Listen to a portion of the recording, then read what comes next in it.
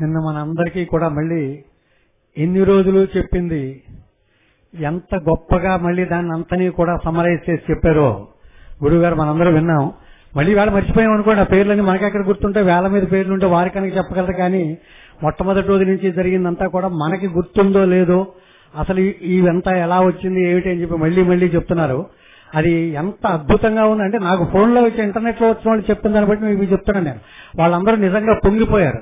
ఆ 10 నిమిషాలు కూడా మేము ఎక్కడున్నామో తెలియలేదండి, అంత స్పీడ్గా అసలు ఎలా చెప్పగలిగారో మాకు అర్థం కావట్లేదు గురువు గారు అని చెప్పి. అదే మన గురువు గారి గొప్పతనం, దానికే మనం అందరం కూడా గర్వంగా ఫీల్ అవుతున్నాం. ఇప్పుడు పూజ్య గురువుని ఈ రోజు ప్రవచనం చేయవలసిందిగా వారి పాదములు పట్టి ప్రార్థిస్తున్నాను. శుక్లాంబరధరం విష్ణుం శశివర్ణం చతుర్భుజం ప్రసన్నవదనం ధ్యాయేత్ సర్వవిఘ్నోపశాంతయేత్.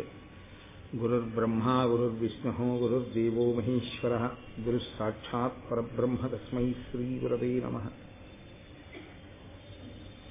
వ్యాసాయ విష్ణురూపాయ వ్యాసరూపాయ విష్ణవే నమో వై బ్రహ్మనిధయే వాసిష్ఠాయ నమో నమః. కూజంతం రామ రామేతి మధురం మధురాక్షరం ఆరుహ్య కవితాశాఖాం వందే వాల్మీకికోకిలం. శ్రుతిస్మృతిపురాణానాం ఆలయం కరుణాలయం నమామి భగవత్పాదశంకరం లోకశంకరం. వాగర్ధావివ సంపృక్తౌ వాగర్ధప్రతిపత్తయే జగతః పితరౌ వందే పార్వతీపరమేశ్వరౌ. సూక్తిం సమగ్రయతున స్వయమేవ లక్ష్మీః శ్రీరంగరాజమహిషీమధురైః కటాక్షైః. వైదగ్ధ్యవర్ణకుణగుంభనగౌరవైర్యాం కండూలకర్ణకుహరాः కవయోధయంతి. హైమోర్ధ్వపుండ్రమజహన్మకుటం సునాసం మందస్మితం మకరకుండలచారుగండం బింబాధరం బహుళదీర్ఘకృపాకటాక్షం శ్రీవేంకటేశముఖమాత్మని సన్నిధత్తాం. విమలపటీ కమలకుటీ పుస్తకరుద్రాక్షసహస్తపుటీ కామాక్షీ పక్ష్మలాక్షీ కలిత విపంచీ విభాసి వైరించీ. మనోజవం మరుతతుల్యవేగం జితేంద్రియం బుద్ధిమతాం వరిష్టం వాతాత్మజం వనరయూధముఖ్యం శ్రీరామదూతం శిరసా నమామి. ఆపదామపహర్తారం దాతారం సర్వసంపదాం లోకాభిరామం శ్రీరామం భూయో భూయో నమామ్యహం. నారాయణం నమస్కృత్య నరం చైవ నరోత్తమం దేవీం సరస్వతీం వ్యాసం తతో జయముదీరయేత్. హరి ఓం. పరమేశ్వర స్వరూపైన సభకి నమస్కారం. మనకి జీవితంలో అనేకమైన సంఘటనలు జరుగుతూ ఉంటాయి. అసలు యథార్థములకు జీవితమే సంఘటనల యొక్క పరంపర.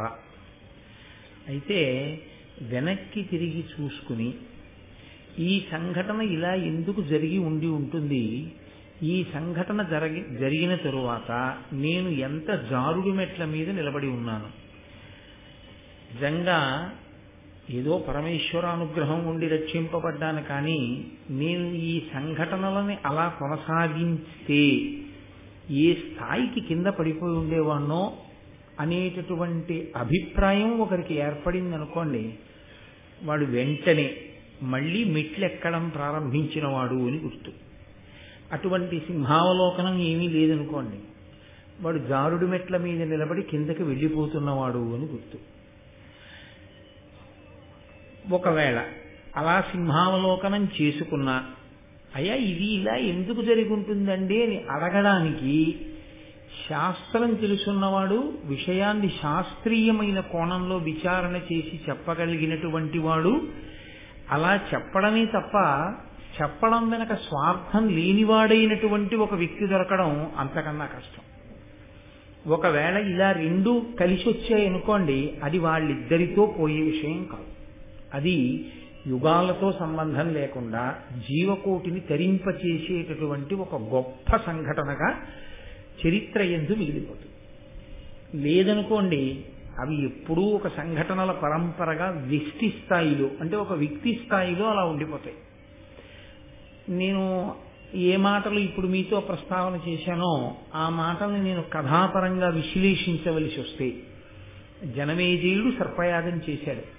సర్పయాగం ప్రారంభం చేసినప్పుడు జనమేజయుని యొక్క అభిప్రాయం ఏమిటి? నీ చేస్తున్నది ఒప్పు, మా నాన్నని అంత కఠినంగా చంపినటువంటి ఆ తక్షకుణ్ణి సంహరించడం తక్షకుని వంశంలో పుట్టినటువంటి సమస్తమైన ఆ పాముల్ని చంపడం ఎంత మాత్రమూ దోషభూయిష్టం కాదు, కాబట్టి నేను చంపేస్తాను అన్నాడు. ఆయన యాగం చేస్తాను అన్నప్పుడు తప్పయ్యా అలా యాగం చెయ్యకూడదు అన్నవాడు ఎవరైనా ఉన్నాడా జనమేజయుడితో? ఎవ్వరూ లేరు. లోకంలో తీరు ఎలా ఉంటుందంటే, మహారాజు మనసులో దీని యందు ప్రీతి ఉన్నది అన్న అభిప్రాయం ఉంటే సాధారణంగా దాన్ని అనుసరించే మాట్లాడతారు. మంత్రులు ఆ సర్పయాగం చెయ్యమని ప్రోత్సహించారు. వాస్తుశాస్త్రం చెప్పాడు ఒక్క ఆయన మాత్రం. ఒక పురాణజ్ఞుడు యాగశాల నిర్మాణంలో దోషం ఉంది, అందుకని ఈ యాగం ఆగిపోతుందని చెప్పాడు. అది కూడా ఒక బ్రాహ్మణుడి కారణంగా ఆగిపోతుంది అని చెప్పాడు. ఆయన పట్టించుకోలేదు జనమేజయుడు. మనము అంతే, వ్యక్తిగత సౌకర్యము, ఆ తర్వాత మనకుండేటటువంటి ఆవేశకావేశములనేటటువంటి పెనుగాలియందు శాస్త్ర ప్రమాణములు కొట్టుకుపోయేటట్టుగా వదిలిపెట్టేస్తాం. దానికి అందరి నోటి వెంట వచ్చే మాట ఒకటే, ఏం పర్వాలేదులేండి అని విడిచిపెట్టేస్తాం. జనమేజయుడు అదే అన్నాడు, ఏం పర్వాలేదులేండి. ఎందుకు పర్వాలేదులేండి అంటే, శాస్త్రధిక్కారము జరిగేటట్టుగా క్రతువు జరుగుతున్నప్పుడు చెయ్యడానికి అక్కడ సంబారములు చేయించేవాళ్ళు ఎంత గొప్పవాళ్ళైనా అది నిలబడుతుందా అంటే, శాస్త్రధిక్కారము చేస్తే నిలబడదు, నిరూపించారు. ఆస్తిక మహర్షి వచ్చారు, సర్పయాగం ఆగిపోయింది. నిన్నను నేను మీతో కొన్ని పద్యాలు మనవి చేశాను, ఆస్తిక మహర్షి చదివినటువంటి పద్యాలు. అందులో ఆయన ఒక్కొక్క పద్యంలో ఒక్కొక్క విషయాన్ని స్పృశించాడు. ముందు పరీక్షిత్తుని పొగిడాడు, తర్వాత ఆయన వ్యక్తిత్వాన్ని, జనమేజయుని యొక్క వ్యక్తిత్వాన్ని పొగిడాడు. ఏ కోణంలో? యాగాలు చెయ్యడం, బ్రాహ్మణుల్ని ఆదరించడంలో ఆయన ఎంత గొప్పవాడో చెప్పాడు. తరువాత ఏం చెప్పాడు? లోకంలో అనేక యాగములు జరిగాయి, అందులో సర్వోత్కృష్టమైన యాగములు ఏవి చెబుతూ జనమేజయుని యాగం గురించి కూడా చెప్పాడు. నాలుగవసారి మాట్లాడుతూ జనమేజయుడు ఆ యాగం చెయ్యడం చేత అగ్నిహోత్రుడు ఎలా ప్రీతి చెందుతాడు, తరువాతి కాలంలో అగ్ని వలన ఆయన ఎటువంటి సంపత్తి పొందాలని తాను ఆశీర్వచనం చేస్తున్నాడు, ఈ విషయాలు చెప్పాడు. ఒక్క విషయంలో మాత్రం స్పష్టంగా నువ్వు చేస్తున్నటువంటి ఈ యాగము వలన లోకమునకు ఉపయోగం కలుగుతోంది అని ఎక్కడా చెప్పలేదు. అసలు యాగము యొక్క ప్రధానమైన లక్షణం ఏదైనా ఉంటే రెండుంటాయి అందులో. యజమాని ఉండి యజమాని ఒక ప్రయోజనము కొరకు చేస్తే ఇహము, ఇక్కడేదో ప్రయోజనం నెరవేరుతుంది. దశరథుడు చేస్తే రాముణ్ణి కన్నాడు. పరము, ఇక్కడ ప్రయోజనం కొరకు కాదు అని చేస్తే ఊర్ధ్వలోకాల్లో నివసించగలిగినటువంటి గొప్ప శక్తిని యాగము కృప చేస్తుంది. ఈ రెండూ కాదు, లోకశాంతి. అసలు భారత ప్రారంభంలో జనమేజయుడు అటువంటి యాగంతో ప్రారంభం భారతం. లోకోపకారము కొరకు అందరూ బాగుండాలని చేసేటటువంటి యాగము. ఇప్పుడు జనమేజయుడు చేసేటటువంటి యాగం ఈ మూడిటిలో ఎందులోకి వస్తుంది? ఈ మూడిటిలో ఎందులోకి రాదు. ఇహము లేదు, పరము లేదు, లోకోపకారము లేదు. మిగిలినది ఏమిటయ్యింది? కక్ష. కక్ష కొరకు యాగం చెయ్యొచ్చా? ఇన్ని చేసిన నీ అనుభవం ఏమైనట్టు? ఇన్ని చేశానంటున్నావు, ఇంతమంది బ్రాహ్మణుల్ని ఆదరించానంటున్నావు, ఇంతమంది బ్రాహ్మణుల దగ్గర విషయములను తెలుసుకున్నానంటున్నావు, ఇన్ని యజ్ఞాలు చేశావు, ఇంత పరిపాలన చేశావు, తుదకు నీ మనసు యొక్క వ్యగ్రతకి లొంగిపోయి ఆ యాగం దేని కొరకు చేస్తున్నావంటే, ఎప్పుడో మీ నాన్నని కరిచినటువంటి ఒక పాము యొక్క ఉద్ధతిని మనసులో స్మరణ చేసి మొత్తం పావుల్ని చంపడానికి యాగం చేస్తున్నావు. పోనీ అదైనా నీ అంత నీకుగా కలిగిన సంకల్పమా? కాదు. ఉదంకుడొచ్చి ప్రచోదనం చేశాడు అటువంటి యాగం చెయ్యమని. ఉదంకుడు ఎందుకు చెయ్యాలి? ఆయన కోపం ఆయనకుంది. తక్షకుడు ఎప్పుడో ఆయనకు అడ్డొచ్చాడు. ఆ గురుపత్తి పౌష్య మహారాజు గారి యొక్క భార్య కుండలములను తెస్తుంటే ఆయన అపహరించి తీసుకెళ్లి ఇబ్బంది పెట్టాడు అని. కాబట్టి భూతదయ లేకుండా చేసేటటువంటి యాగం ఏ ఫలితాన్ని ఇస్తుంది? కాబట్టి ఆప్ చేసి అన్నాడు. చాలా గొప్ప విషయం ఏమిటంటే, లోకంలో తనకి తట్టకపోయినా పెద్దలు చెప్పినప్పుడు వినగలగడం. ఇదొక్కటి లేకే రావణాసురుడు పాడైపోయాడు, ఇదొక్కటి లేకే దుర్యోధనుడు పాడైపోయాడు. ఇదొక్కటి ఉండడం చంద్రవంశంలో పాండవుల యొక్క ఆస్తి. వాళ్ళకి తట్టకపోవచ్చు, కానీ కృష్ణుడు చెప్తే వింటారు పాండవులు. అలా జనమేజయుడు కూడా విన్నాడు. విని ఉత్తర క్షణంలో యాగాన్ని ఆప్ చేసేయండి అన్నాడు. ఇప్పుడు యాగం ఆప్ చేసేసిన తర్వాత అది ఒక సంఘటనగా జనమేజయుడు విడిచిపెట్టి ఉంటే వైశంపాయనుడు భారతం చెప్పడం. నేను మీతో మనవి చేసింది అది.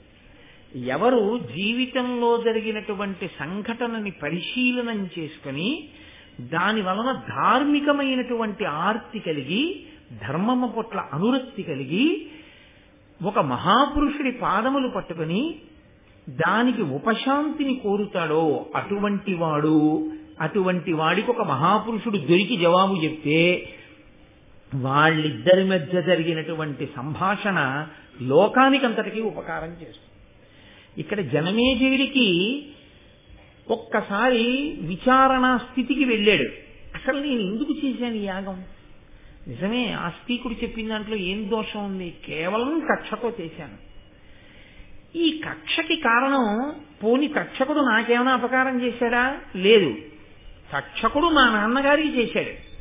మా నాన్నగారిని తక్షకుడు పడగొట్టాడని కక్ష పెట్టుకుని ఇప్పుడు నేను యజ్ఞం చేసి కొన్ని వేల లక్షల సర్పములనే కాల్చేశాను. మనిషి మనసులోకి కక్ష అన్నది ప్రవేశిస్తే అంతకుముందు విన్నవి, అంతకుముందు చదువుకున్నవి, అంతకుముందు నేర్చుకున్నవి ఎంత విచిత్రంగా కొట్టుకుపోయారా? కొట్టుకుపోయి ఇంకో ఆలోచన లేకుండా యాగం చేసేసాను అని ఆయన ఊరుకోలేదు. ఆయన ఏమనుకున్నాడంటే నాకెవరూ చెప్పలేదు, అలా చెయ్యొద్దు అని చెప్పలేదు. ఆస్తికుడు చెప్పగానే ఆపేశాను. కానీ నాకన్నా ముందు పుట్టి ఈ రాజ్యాన్ని పరిపాలించి శరీరం విడిచిపెట్టినటువంటి పాండవులు కౌరవులు నాకు తండ్రులు. వాళ్ళకి చెప్పడానికి పరమధర్మమూర్తి అయిన వేదవ్యాసుడున్నాడు. సాక్షాత్ ఆయన ఆత్మబంధువు. ఎందుచేత ఆ మాటకొస్తే అసలు ఆ పుట్టినటువంటి బిడ్డలలో ఆ వ్యాస స్పర్శ లేకుండా సంతానం కలగలేదు అక్కడ. కాబట్టి ఆయన వంశకర్త అయి ఉన్నాడు. అటువంటి మహాపురుషుడు ఆయన ఉన్నాడా? పెద్దరికం వహించి మాట చెప్పడానికి భీష్ముడు ఉన్నాడా? అడగకుండానే చెప్తాడు భీష్ముడు. మహాపురుషుడు ఆచార్యుడు ద్రోణుడు ఉన్నాడా? కృపాచార్యుడు ఉన్నాడా? ఇంతమంది ఉండి మరి ఎవరు వినకపోవడం వల్ల అంత పెద్ద యుద్ధం జరిగింది కురుక్షేత్రం. వాళ్ళు ఎక్కడో మాట వింటే ఇంత భారతం జరిగి ఉండకూడదు. కాబట్టి వ్యాసుడు ఉండగా ఇది ఎలా జరిగింది? అసలు ఎవరు మాట వినకపోవడం వల్ల జరిగింది? మాట వినకపోవడం అనేటటువంటిది కేవలం స్వభావరీత్యా మాట వినకపోవడం జరిగిందా? అంతకన్నా ఇంకా వెనకాతల కారణం ఏమైనా ఉందా? ఒక వ్యక్తి స్వభావరీత్యా మాట వినకపోవడం అన్నది జరిగి ఉంటే ఇంతమంది మహాత్ములున్న చోట ఒక్కడే పోయి ఉండాలి. అలా పోలేదు. ఇనపరసనం అంతటినీ అయస్కాంతం ఆకర్షించినట్టు మొత్తం దుష్టశక్తులన్నిటినీ దుర్యోధనుడు ఆకర్షించాడు. దేవతాశక్తులన్నీ ఈశ్వరుడి ముందు నించున్నట్టు దేవతాశక్తుల యందు ఆవిర్భవించిన వారందరూ పాండవుల వైపుకి వెళ్ళారు. దేవతాశక్తులున్న వాళ్ళైనా మాట వినాలిగా వ్యాసుడు చెప్పినప్పుడు. మరి పాండవులు ఎందుకు వినలేదు? వీళ్ళిద్దరికీ యుద్ధం ఎందుకు జరిగింది అసలు కురుక్షేత్రంలో? ఆస్తికుడు చెప్పగానే నేను విని యజ్ఞం ఆపినట్టు వీళ్ళు కూడా భీష్ముడి మాటో, ద్రోణుడి మాటో, వ్యాసుడి మాటో, విదురుడి మాటో, అంతటి ధర్మాత్ములందరూ సభలోనే ఉన్నారు. కొత్తగా ఎవరినో అడగవలసిన అవసరం లేదు, ఎక్కడి నుంచో తెచ్చుకోవాల్సిన అవసరం లేదు. ఇవాళ నా అదృష్టం కొద్దీ వ్యాసుడు ఉన్నాడు సభలో అడగడానికి. అప్పుడు వాళ్ళకి ఆ ఇబ్బంది ఏం లేదు. ఎప్పుడూ ఉంటాడు భీష్ముడు, ఎప్పుడూ ఉంటాడు ద్రోణుడు, ఎప్పుడూ ఉంటాడు కృపుడు, ఎప్పుడూ ఉంటాడు విదురుడు. ఉన్నవాళ్ళు ఏదో తినేసి ఉత్తినే కూర్చోరుగా. వాళ్ళు ఎప్పుడూ ధర్మం మాట్లాడుతూనే ఉంటారు. అది బహుశా మా తాతలు చిన్నతనం నుంచి విని ఉండాలి. జనమేజయుడు పరీక్షిత్తు కొడుకు, పరీక్షిత్తు అభిమన్యుడు కొడుకు, అభిమన్యుడు అర్జునుడు కొడుకు. కాబట్టి మా పితృపితామహులు విని ఉండాలి మాట. ఎక్కడొచ్చింది అసలు దోషం? అసలు భారతం ఎందుకు వచ్చింది? కురుక్షేత్ర యుద్ధం ఎందుకు జరిగింది? ఎక్కడ మాట వినకపోవడం అన్నది జరిగింది. ఎవరెవరు మంచి మాటలు చెప్పారు, ఎవరెవరు మాట వినలేదు. ఎవరెవరు మాట వినకపోవడం వల్ల ఏ స్వభావముల చేత, ఏ కారణముల చేత ఇంత భారత యుద్ధం జరగవలసి వచ్చింది. ఈ సంఘర్షణలో ఏవో చాలా గొప్ప గొప్ప విషయాలే ఉండుంటాయి తెలుసుకోవలసింది. ఇప్పుడు కథని కథగా చెప్పేవాడు కాదు కావలసింది, కథలో ఉన్నటువంటి ధర్మ సూక్ష్మములతో చెప్పేవాడు కావాలి మనకి. అదృష్టం ఏమిటంటే వ్యాసుడు ఉన్నాడు సభలో, యజ్ఞ పరీక్షకుడిగా కూర్చుని ఉన్నాడు. ఆ వ్యాసుడే మహాభారత రచన చేసినవాడు. ఇతిహాస రచన, ఇతిహాస అన్న మాట ఎందుకంటారు అన్నది నేను మీతో మనవి చేశాను. ఇతిహాసం అది అలాగే జరిగినది. ఎందుకనంటే వ్యాసుడు కూడా అందులో ప్రధానమైన భూమిక పోషించాడు కాబట్టి వ్యాసుడు ఉన్నాడు. నేను అడుగుతాను, అడిగితే వ్యాసుడు చెప్పాలి. కానీ పెద్దలను అడిగితే పెద్దలు చెప్పాలని ఆశించి మీరు అడగవచ్చా? అదేం బాకీయా చెప్పాలని? కాదు. ఎందుకు చెప్పాలి? కృప కలిగి చెప్పాలి.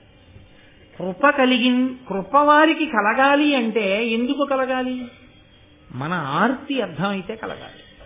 ఏదో తెలుసుకోవాలనేటటువంటి ఆర్తి అవతల వారి యందు ఉన్నది అంతే.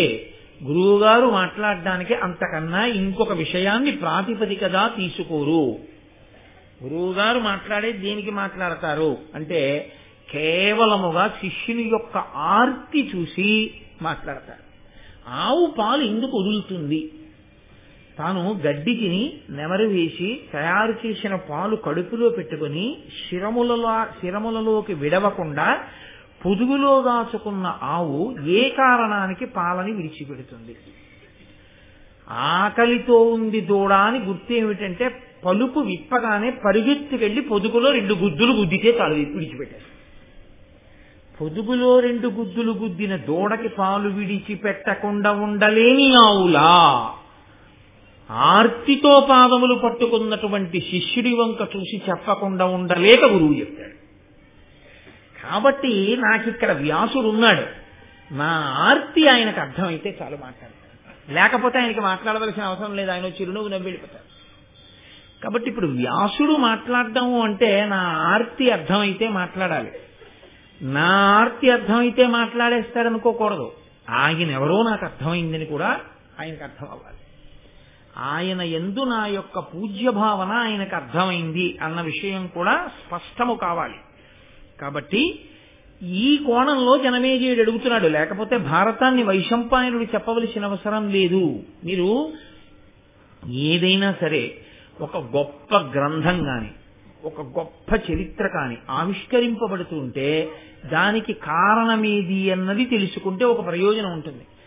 మనం కూడా జీవితంలో అలా ఊహించుకోవడం అలవాటు అవుతుంది. ఎందుకని అంటే తప్పు చెయ్యనివాడు, చెయ్యకుండా ఉండగలిగిన వాడు, అసలు ఏ తప్పు చెయ్యకుండా నా జీవితం ఉంది అన్నవాడు చాలా కష్టం. ఏదో తప్పు అజ్ఞానం చేతనో అమాయకత్వం చేతనో తెలిసో ఎక్కడో జరుగుతుంది. కానీ దానిని విచారణ చేసుకుని కనుక నేను దీన్ని పట్టుకోకూడదు అని బాగా ప్రతిజ్ఞ చేసుకుని నిలబడగలిగిన వాడే దిద్దుకోగలిగిన వాడు.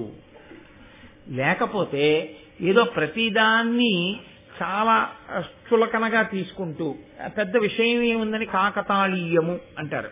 అలా కాకతాళీయంగా తీసుకున్నారనుకోండి, అలాంటి వారికి జీవితంలో ఎన్ని విననివ్వండి, ఎన్ని జరుగుతూ ఉండనివ్వండి, ఎన్ని చూస్తూ ఉండనివ్వండి, ఏమీ వరగదు. కొత్తగా మార్పు రాదు. ఎందుకు రాదు అంటే ఒక్కటే కారణం, వాళ్ళు ఆగి వెనక్కి చూడరు, విన్నదాన్ని తమ జీవితానికి సమన్వయం చేసుకోరు. ఈ 2 ఎక్కడ ఉండవో అక్కడ అభ్యున్నతి ఉండదు. అందుకే గురువాక్యము అన్నది ఎటువంటిది అంటే, గురువాక్యము వర్షం లాంటిది.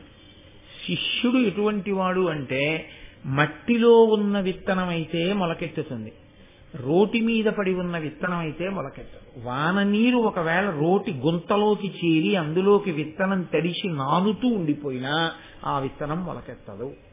ఎందుకంటే ఒక్కటే కారణం, అది బండరాతి మీద ఉన్నది కాబట్టి మొలకలెత్తదు. దానికి సహజంగా మెత్తని మట్టిలో అది లేదు. అదే మట్టిలో ఉన్నటువంటి విత్తనం మీద ఒక్క చినుకు చాలు మహావృక్షమై కూర్చుంది. అలా మహావృక్షము కావడానికి మట్టిలో ఉండడమే విత్తనం యొక్క ప్రధానమైనటువంటి యోగ్యత అయితే, విచారణ చేసుకుని తన జీవితంలోకి విన్న విషయాన్ని అన్వయం చేసుకుని నిలబడగలిగినటువంటి ప్రజ్ఞ ఉన్నవాడెవడో వాడు వేరొక ధర్మరాజు కాగలడు, తనని తాను దిద్దుకోగలడు. దాని కొరకు భారతాది ఇతిహాసములు వచ్చే అందుకిచ్చారు మహానుభావుడు వ్యాస భగవానుడు. ఇది నేను చెప్పకపోతే ఎలా సమన్వయం చేసుకుంటారు వాళ్ళ జీవితాన్ని, ఎలా వాళ్ళని వాళ్ళు దిద్దుకుంటారు? అందుకిచ్చారు. కాబట్టి ఈ సంఘటన జరగడం మీరు కేవలముగా యాదృచ్ఛికము అన్న భావనతో మీరు ఉండకూడదు, నేనుండకూడదు. అసలు మహాభారతమునందు ఈ సంఘటన జరగడమే, జనమేజయుడికి అటువంటి ఆలోచన రావడమే మనకందరికీ కూడా సంస్కార భిక్ష పెట్టింది భారతం. లేకపోతే భారతం ఎలా వస్తుందండి? రచింపబడిన భారతం అలా ఉండిపోయేది. ప్రవచనంగా మారింది ఎప్పుడు అంటే ఇదిగో జనమేజయుడి ఈ ప్రశ్న వేశాక ప్రవచన రూపాన్ని భారతం పొందింది. అప్పటి వరకు భారతానికి ప్రవచనం లేదు, అది గ్రంథ రూపంలో ఉంది. అలాగే ఉంటే ఎవరికి వాళ్ళు చదువుకోవాలంటే. ప్రవచన రూపంలోకి ఎప్పుడు మారిందంటే ఇదిగో జనమేజయుడు వేదవ్యాసుని యొక్క పాదములు పట్టుకుని ఈ ప్రశ్న అడగడం ప్రారంభం చేస్తే అప్పుడు ఆ మహాభారతం ప్రవచన రూపంలోకి మారింది. కాబట్టి అయ్యో నిజంగా ఆస్తిక మహర్షి వచ్చి రక్షించింది పావుల్నా, ఆస్తిక మహర్షి వచ్చి రక్షించింది నన్ను రక్షించాడు, నాకు అమృతం పెట్టాడు. లేకపోతే ఎంత పాపం చేసుకుంటూ పోదునో, ఎంత కష్టతో ఈ యాగం చేద్దునో, చివరికి ఏమి సాధించానని నేను అనుకోవాలి. అలా కాకుండా నన్ను రక్షించాడు మహానుభావుడు. ఇది ఆయన మనస్సులో ఉన్న మాట. కాబట్టి ఆయన సభలో ఉన్నటువంటి వేదవ్యాసుణ్ణి చూసి పరమబ్రహ్మనిధిన్ పరాశరసుతున్ బ్రహ్మర్షి ముఖ్యున్ దయాపరు కౌరవ్య పితామహున్ జనహిత ప్రారంభు కృష్ణాజినాంబరు నీలాంబుదవర్ణ దేహు అనురూపప్రాంశు ఉద్యద్దివాకర రుక్పింగ జటాకలాపు గత రాగద్వేషు నిర్మత్సరు. వ్యాసుడన్న మాట ఒక్కటే వదిలిపెట్టేసి, ఆయన పేరు విడిచిపెట్టేసి జనమేజయుడి గుండెలో వ్యాసుణ్ణి తీసుకొచ్చి చెప్తున్నారు మనకి. జనమేజయుని గుండెలో వ్యాసుని పట్ల ఉన్న పూజ్య భావన. ఒక గురువు గారి దగ్గర కూర్చున్న శిష్యునికి అభ్యున్నతి ఎప్పుడు అంటే గురువు గారి మీద ఆ పూజ్య భావన ఉంటేనే. ఆ పూజ్య భావన గురువు గారి మీద లేనినాడు అది శిష్యుడికి కొత్తగా ఏమీ తీసుకొచ్చి ఇవ్వదు, ఆయనకేమీ ఆర్ద్రత కల్పించదు, సంస్కార బీజములను నాటలేదు. అందుకే పేరు విడిచిపెట్టేశాడు. అసలు విడిచిపెట్టేసి వ్యాసుని గొప్పతనాన్ని స్మరిస్తున్నాడు జనమేజయుడు. పరమబ్రహ్మనిధిన్, సాక్షాత్తు పరబ్రహ్మమే రాశీభూతమై నా కన్నుల ఎదుట కూర్చుని ఉంది. పరాశరసుతున్, పరాశర మహర్షి యొక్క కుమారుడు. బ్రహ్మర్షి ముఖ్యున్, బ్రహ్మర్షులలో ముఖ్యమైన వాడు. దయాపరున్, ఇందుకు కదు మాట్లాడాలి, దయ కలిగిన వాడు.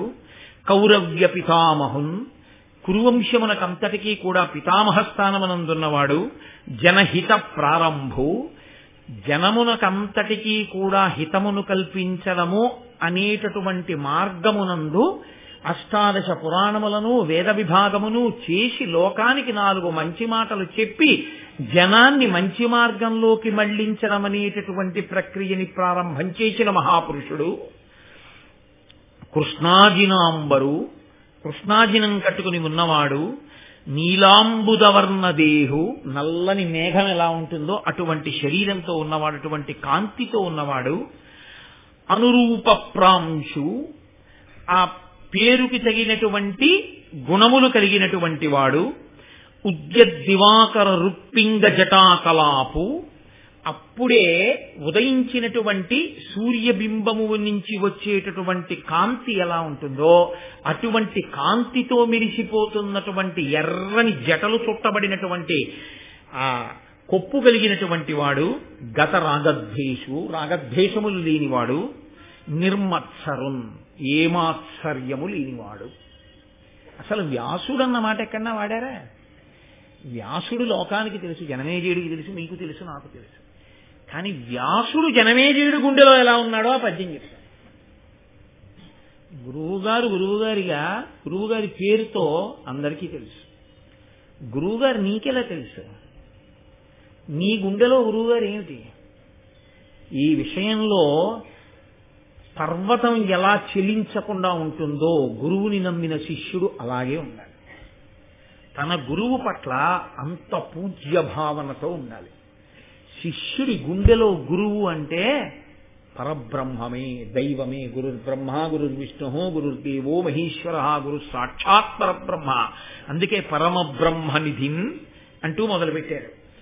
అటువంటి వ్యాసుడి వంక చూసి జనమేజయుడు ప్రశ్న వేస్తున్నాడు. ఒక్క పద్యంలో అడిగాడండి.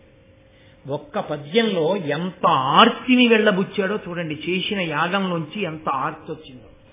జీవితంలో ఏదో సంఘటనల రూపంలో జీవితం గడిచిపోయినటువంటి వాడికి ఏ విచారణ ఉండదు.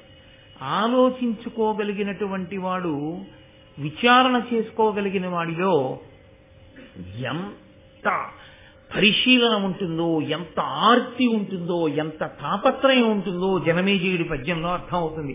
దీనికి వేదవ్యాసుడు జవాబు చెప్పవలసి వచ్చింది. ప్రీతితో మీరును భీష్మాది కురువృద్ధ రాజుల నుండి భూరాజ్య విభవమెల్ల విభాగించి ఇచ్చిన తమ తమ వృత్తులనుండక వీగి పాండు ధృతరాష్ట్రనందనుల్ ధృతి చెడి వారేమి కారణంబున ప్రజాక్షయముగాగ భారత యుద్ధ ఉపార పరాక్రములు చేసిరి మీ పంపు చెయ్యరైరి ఎరిగి ఎరిగి వారి నేల వారింపరు ఇట్టి గోత్ర కలహమేల పుట్టే దీని కల తెరంగు తెలియంగా నా నతియుండు నాకు సన్మునీంద్రవంద్య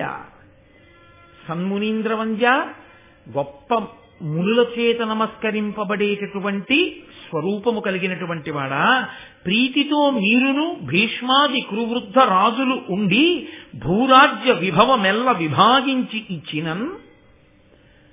పరమధర్మాత్ములు సమస్త శాస్త్రములు తెలిసిన మీరున్నారు. జనమేజయుడు వ్యాసుడిని అడుగుతున్నాడు. పరమధర్మాత్ముడైన భీష్మాచార్యుడున్నాడు, కురువృద్ధులున్నారు. వీళ్ళందరూ కలిసి రాజ్యాన్ని విభాగం చేశారు. ఇవ్వకుండా ఊరుకుని పంచుకోవడానికి దెబ్బలాడుకుంటే అది వేరు. అది ఎలా ఉంటుందంటే ఇదిగో గరుత్మంతుడు తినేసినటువంటి గజగజపాల్లో ఉంటుంది. కానీ ఇక్కడ దెబ్బలాడుకోవడానికి అవకాశం లేకుండా విభజించి ఇచ్చేశారు. ఎవరు విభజించి ఇచ్చారు? పరమధర్మాత్ములు విభజించి ఇచ్చారు. కాబట్టి ఇంకా దెబ్బలాడుకోవడానికి ఏముంది? ఏముండదు. రాజుల నుండి భూరాజ్య విభవమెల్ల విభాగించి ఇచ్చినన్ తమ తమ వృత్తులనుండక వీగి పాండు ధృతరాష్ట్ర నందనులు ధృతి చెడి వారేమి కారణంబున ప్రజాక్షయముగాక భారత యుద్ధం అపార పరాక్రములు చేసిరి. వాళ్ళిద్దరికీ ఇచ్చేసిన తర్వాత మళ్ళీ ఆ రాజుల్ని కూడా తీసుకుని ఆ దుర్యోధనుడు ఈ రాజుల్ని కూడా తీసుకుని పాండవులు కురుక్షేత్ర యుద్ధ భూమికి ఎందుకు వెళ్ళారు? మీ మాట విని ఎవరికిచ్చిన రాజ్యం వాళ్ళు ఎందుకు పరిపాలించలేదు? వాళ్ళు ఎందుకు దెబ్బలాడుకున్నారు? అంటే తాను మాట వినడం వల్ల ఎంత గట్టెక్కేశాడో లోపల గుర్తొస్తోంది. కాబట్టి అసలు ఎందుకు వాళ్ళు యుద్ధం చేస్తే ఎందుకంత ప్రజాక్షయం అయిపోయింది? ఎందుకంతమంది చచ్చిపోయారు?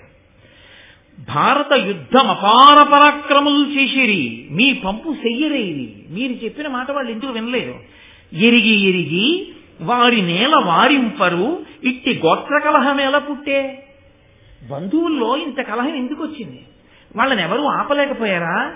దీని కల తెరంగు తెలియంగా అనతియుండు నాకు సన్మునీంద్రవంద్య. ఇవన్నీ నాకు తెలుసుకోవాలనుంది. కాబట్టి నాకు అసలు ఈ గొడవలు ఎందుకు వచ్చాయి, ఎందుకు మాట వినలేదు మీ వంటి పెద్దలుండగా? ఎంత అంటే పెద్దల మాట విని ఉంటే అన్నదొకటి జనమేజయుడిలోకి వచ్చిందా లేదా? జరిగిన సంఘటనల వల్ల చాలండి, గట్టెక్కిపోయాడంతే జనమేజయుడి జీవితంలో. తెలియక తప్పు చేయడం తప్పు కాదు, తెలిసిన్నవారు చెప్పినప్పుడు దిద్దుకోవడం గొప్ప. అది వచ్చేసింది జనమేజయుడికి. ఇది మా పూర్వీకులు ఎందుకు చేయలేదని వేస్తున్నాడు ప్రశ్న. ఇప్పుడు ఈ ప్రశ్న అడిగితే మహానుభావుడు వ్యాసుడు నోరు విప్పి ఒక్క మాట మాట్లాడలేదు. ఆయన వైశంపాయనుడి వంక చూసి అన్నాడు, నువ్వు చెప్పు అన్నాడు. ఏం అలా ఎందుకనాలి?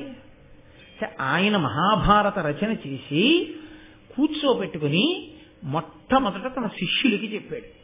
సుమంతుడు, పైలుడు, వైశంపాయనుడు, జైమిని వీళ్ళని కూర్చోబెట్టుకుని చెప్పాడు. శిష్యులు గురువు దగ్గర వినడము అంటే ఎలా వినాలి? పరమ జాగ్రత్తతో వినవలసి ఉంటుంది. ఎక్కడ ఏమాత్రం జారిపోతే ఎరిపోతుందో అని అంత జాగ్రత్తగా విని ఉంటే తడుకోవలసిన పని లేదు. నువ్వు వెంటనే చెప్పగలిగి ఉండాలి భారతాన్ని. కాబట్టి గురువు మాట్లాడినా గురువు గారి పనుపున శిష్యుడు మాట్లాడుతున్నా ఇంకంతకన్నా అదృష్టం ఏముంది? గురువు గారు పక్కన కూర్చుని శిష్యుడిని మాట్లాడు అన్నారనుకోండి, శిష్యుడు మాట్లాడుతుంటే గురువు ఎంత పొంగిపోతారు. ఓ, నేను చెప్పింది వీడు బాగా విన్నాడు, అందుకే ఇలా చెప్పగలుగుతున్నాడు. కాబట్టి నువ్వు చెప్పు, భారతం చెప్పు, జనమేం చేయడికి. ఇప్పుడు మీరు ఒక్క విషయం ఆలోచించాలి. ఇక్కడి నుంచి భారతంలో శ్రోత వక్త మారుతున్నారు. ఇప్పటి వరకు ప్రవచనం చేసింది సౌతి, ఇప్పటి వరకు విన్నవాళ్ళు నైమిషారణ్యంలో శౌనకాది మహర్షులు. ఇంకా ఇక్కడి నుంచి ప్రవచనం చేస్తున్నవాడు వైశంపాయనుడు, వింటున్నవాడు జనమేజయుడు, కూర్చున్నవాడు వేదవ్యాసుడు. అంటే మొదట ఎవరు చెప్పారని సౌతి చెప్తున్నట్టు ఈ సంఘటన సౌతి చెప్తున్నాడు. కాబట్టి మొట్టమొదట మహాభారతాన్ని వ్యాస సమక్షంలోనే ప్రవచనం చేసినటువంటి ఘనత వైశంపాయనుడికి దక్కింది. వైశంపాయనుడు భారతాన్ని ఏ కారణం వల్ల వ్యాసుడి యొక్క పాదాల దగ్గరే నిలబడి తడువుకోకుండా అంత గొప్పగా భారతాన్ని చెప్పగలిగాడు? ఒకే ఒక్క కారణానికి చెప్పగలిగాడు. ఏ కారణానికో తెలుసా అండి? తన గురించి ఒక్క పద్యం కూడా చెప్పకపోవడం వల్ల. ఇది భారతంలో పరమరహస్యం. ఇంత భారతాన్ని ప్రవచనం చేసినటువంటి వైశంపాయనుడు తన గురించి కాని తన తల్లిదండ్రుల గురించి కాని ఇంత భారతము చెప్పినటువంటి వాడు ఈ వైశంపాయనుడు అని ఎక్కడా చెప్పలేదు. ఆయన భారతం చెప్పే ముందు చేసిన పని ఏమిటంటే, గురువుగారు భారతం చెప్పు అనగానే వేదవ్యాసుడి పాదముల దగ్గర సాష్టాంగ నమస్కారం చేశాడు. చేసి, గురువర్యా మీరు ఆనతిచ్చారు అంటే కార్యం జరిగిపోయినట్టే, ప్రవచనం చేస్తాను, మీరు శాసించినట్లే భారతం చెప్తాను. వ్యాసుడి గురించి చెప్పాడు తప్ప అసలు తన గొప్పతనం ఎక్కడా ఆయన మాట్లాడలేదు. వ్యాసుడికి నమస్కారం చేసి వ్యాసుడి గొప్పతనాన్ని, భారతం యొక్క గొప్పతనాన్ని చెప్పాడు. సంక్షేపంగా ఒక్కసారి మహాభారతాన్నంతటినీ చెప్పేశాడు. చెప్పేసి ఆర్తి కలిగిన శిష్యుడైతే ప్రశ్న వేస్తే వివరణ చెయ్యాలి. వేదవ్యాసుని యొక్క గొప్పతనాన్ని చెప్పాడు. మహానుభావుడయ్యా ఈ వ్యాసుడు. ఈయనే అష్టాదశ పురాణములను ఇచ్చాడు, ఈయనే పంచమ వేదమైనటువంటి భారతాన్ని ఇచ్చాడు, ఈయనే వేద విభాగం చేశాడు. అటువంటి వ్యాస మహర్షి పనుపున నేను ఇదిగో ఈ భారతాన్ని ప్రవచనం చేస్తున్నాను. అదొక్కటే మాట. తన గురించి ఒక పద్యాన్ని వైశంపాయనుడు చెప్పలేదు. అంటే అసలు మహాభారత ప్రవచనాన్ని వినేటటువంటి శ్రోత ఒక విషయాన్ని బాగా దృష్టిలో పెట్టుకుని ఉండాలి. వైశంపాయనునికి అంత కీర్తి, శాశ్వతత్వము దేనివల్ల కలిగాయి? సొంతంగా ఏది చెప్పాలా, వ్యాసుడు చెప్పిందే చెప్పాడు. కానీ వ్యాసుడు చెప్పింది చెప్పడం వల్ల నేను ధన్యుండనుకుని చెప్పుకుని శాశ్వతుడైపోయాడు తప్ప నేను ఫలానా అని చెప్పుకుని చెప్పలేదు. భగవత్ సంబంధమైనటువంటి విషయాన్ని ప్రవచనం చేసేటటువంటి వాడికి ఉండవలసిన ఏకైక అర్హత ఆ భగవంతుని యందు నిరతిశయమైన భక్తి, భగవత్ కథ రచన చేసినటువంటి ఋషి పాదముల యందు భక్తి. తన గురించి తెలియవలసిన అవసరం లేదు. భారతం మీద ప్రసంగాలు కోటేశ్వరరావు గారు చేస్తున్నారు అంటే కోటేశ్వరరావు గారి బయోడేటా ఏమిటి అన్న విషయాన్ని నేను చెప్పక్కర్లేదు, మీరు వినక్కర్లేదు, అనవసరం. నేను వ్యాస హృదయాన్ని ఏమైనా చెప్పగలనా? వైశంపాయన హృదయాన్ని చెప్పగలనా? నేను నన్నయ్య గారి హృదయాన్ని ఏమైనా నేను చెప్పగలనా? అలా చెప్పగలిగితే, నేను పరమభక్తితో వాళ్ళకి నమస్కారం చేసి కూర్చోగలిగితే అదే నాకు భారతం చెప్పడానికి అర్హత. కాదు, తన గొప్పతనాన్ని కోరుకోకుండా గురువుగారి యొక్క వైభవాన్ని మాత్రమే స్మరిస్తూ గురువుగారి కింకరుడిగా ఇది చెయ్యగలిగిన అదృష్టం నాకు పట్టిందని చేసిన శిష్యుడెవరో వాడు శాశ్వతత్వాన్ని పొందుతాడు, వాడు తరిస్తాడు. తప్ప ఇది నేను చేస్తున్నాననేటటువంటి అహంకార స్పర్శ తగిలితే గురువు ఎంత గొప్పవాడైనా, గురువు పక్కన నువ్వు చేరినా నీవు ఆ అభ్యున్నతిని పూర్ణంగా పొందలేవు. ఇది వైశంపాయనుడు మనకి నిరూపించి చూపించాడు మహాభారతంలో. వైశంపాయనుడే అంత వినయంగా మాట్లాడితే, అంత భారతం చెప్పగలిగిన వాడు ఏ సభలో ఎక్కడ మీరు మీ బయోడేటా చెప్పుకుని మీ క్వాలిఫికేషన్లు, మీ గొప్పతనాలు, మీ బిరుదులు, మీ అక్కర్లేనితనాలు చెప్పుకుని అందుకు నేను భారతం చెప్తున్నానని మీరు చెప్పగలరా? నాకు చెప్పండి. ఇది ఏం చెప్పి వైశంపాయనుడు చెప్పాడు? అది చెప్పడానికి నువ్వు చదువుకున్న చదువా కారణం? ఒక్క నాటికి కాదు. ఏదైనా అనుగ్రహం అంటూ ఉంటే అది కేవలం పరదేవతానుగ్రహం, కృష్ణానుగ్రహం, వ్యాసానుగ్రహం, కవిత్రయం యొక్క అనుగ్రహం.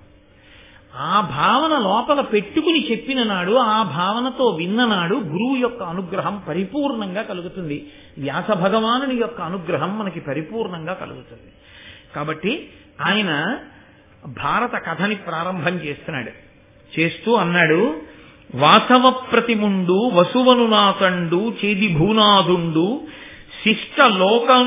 శిష్టలోక నుతకీర్తి మృగయా వినోదార్థమడవికి జని ఒక్క ముని జనాశ్రమమునందు నిర్వేదమున మహానిష్టతో సన్యస్త శస్త్రుడై తపమొప్ప జలుపుచున్న ఆతని పాలికి అమరగణంబుతో ఇంద్రుండు వచ్చి తానిట్టులనియే. ఒకానొకప్పుడు వాసవ ప్రతిముండు వసువను నాతండు, ఇంద్రుడితో సమానమైనటువంటి బలాపరాక్రమములు కలిగినటువంటి రాజు వసువు అనబడేటటువంటి వాడు. ఆయన చేది భూనాథుండు, చేది రాజ్యాన్ని పరిపాలిస్తూ ఉండేవాడు. అందులో శిష్టలోక నుత కీర్తి, లోకంలో ఉండేటటువంటి మంచివారి చేత కీర్తింపబడినవాడు. ఎవరు పడితే వాడు కీర్తించడం గొప్ప కాదు. లోకంలో మహాత్ములైన వారు, పెద్దలైన వారు, శిష్టులైనటువంటి వారు, అటువంటి వారు గుణములను కీర్తిస్తే షహబాష్ అనొక్క మాట అంటే తన జీవితానికి సార్థకత. కాబట్టి శిష్టలోకనుత కీర్తి మృగయా వినోదార్థమడవికి జని, ఆయన మృగయా వినోదార్థము, ఆయన కూడా వేట నెపం మీద అడవికి వెళ్ళాడు. వెళ్ళి జంతువుల్ని వేటాడాడు.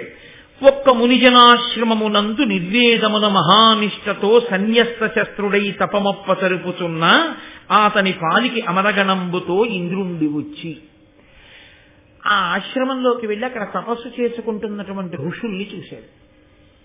ఏముంటుంది ఆశ్రమంలో? ఏమీ ఉండదు. తాటాకుతో నీసినటువంటి కప్పు, లేదా ఆ జనుముతో నీసిన కప్పు, వెదురుతో కట్టి మట్టితో అలికినటువంటి గోడలు. ఆ గోడ కూడా పూర్తిగా ఉండదు, పిట్టగోడంత మట్టి ఉంటుంది, మిగిలింది వెదురుతో ఉంటుంది. కర్రతో చేసినటువంటి ఒక ఆచమన పాత్ర, ఏదో కొద్దిగా కావలసినటువంటి సంభారములు, ఇన్ని పువ్వులు, ఇన్ని పత్రాలు, కాస్త తేనె, 4 పళ్ళు, ఇన్ని దుంపలు తప్ప ఇంకా ఏది అక్కడ భోగ వస్తువు అన్నది ఏది ఉండదు. మనం లోకంలో ఇది ఉంటే మనకి సుఖంగా ఉంటుందని మనం ఏమనుకుంటామో అవేమీ అక్కడ ఉండవు. ఎన్ని ఉన్నా సుఖశాంతులు లేని మనం ఉంటాం, ఇవేవీ లేకుండా శాంతిగా ఆయన ఉంటాడు. అంతే తేడా. అందుకే అన్నీ ఉన్నవాడు శాంతి కోసం అక్కడికి వెళ్తుంటాడు. కాబట్టి ఇప్పుడు రాజుకి నిర్వేదం ఎందుకు కలిగింది?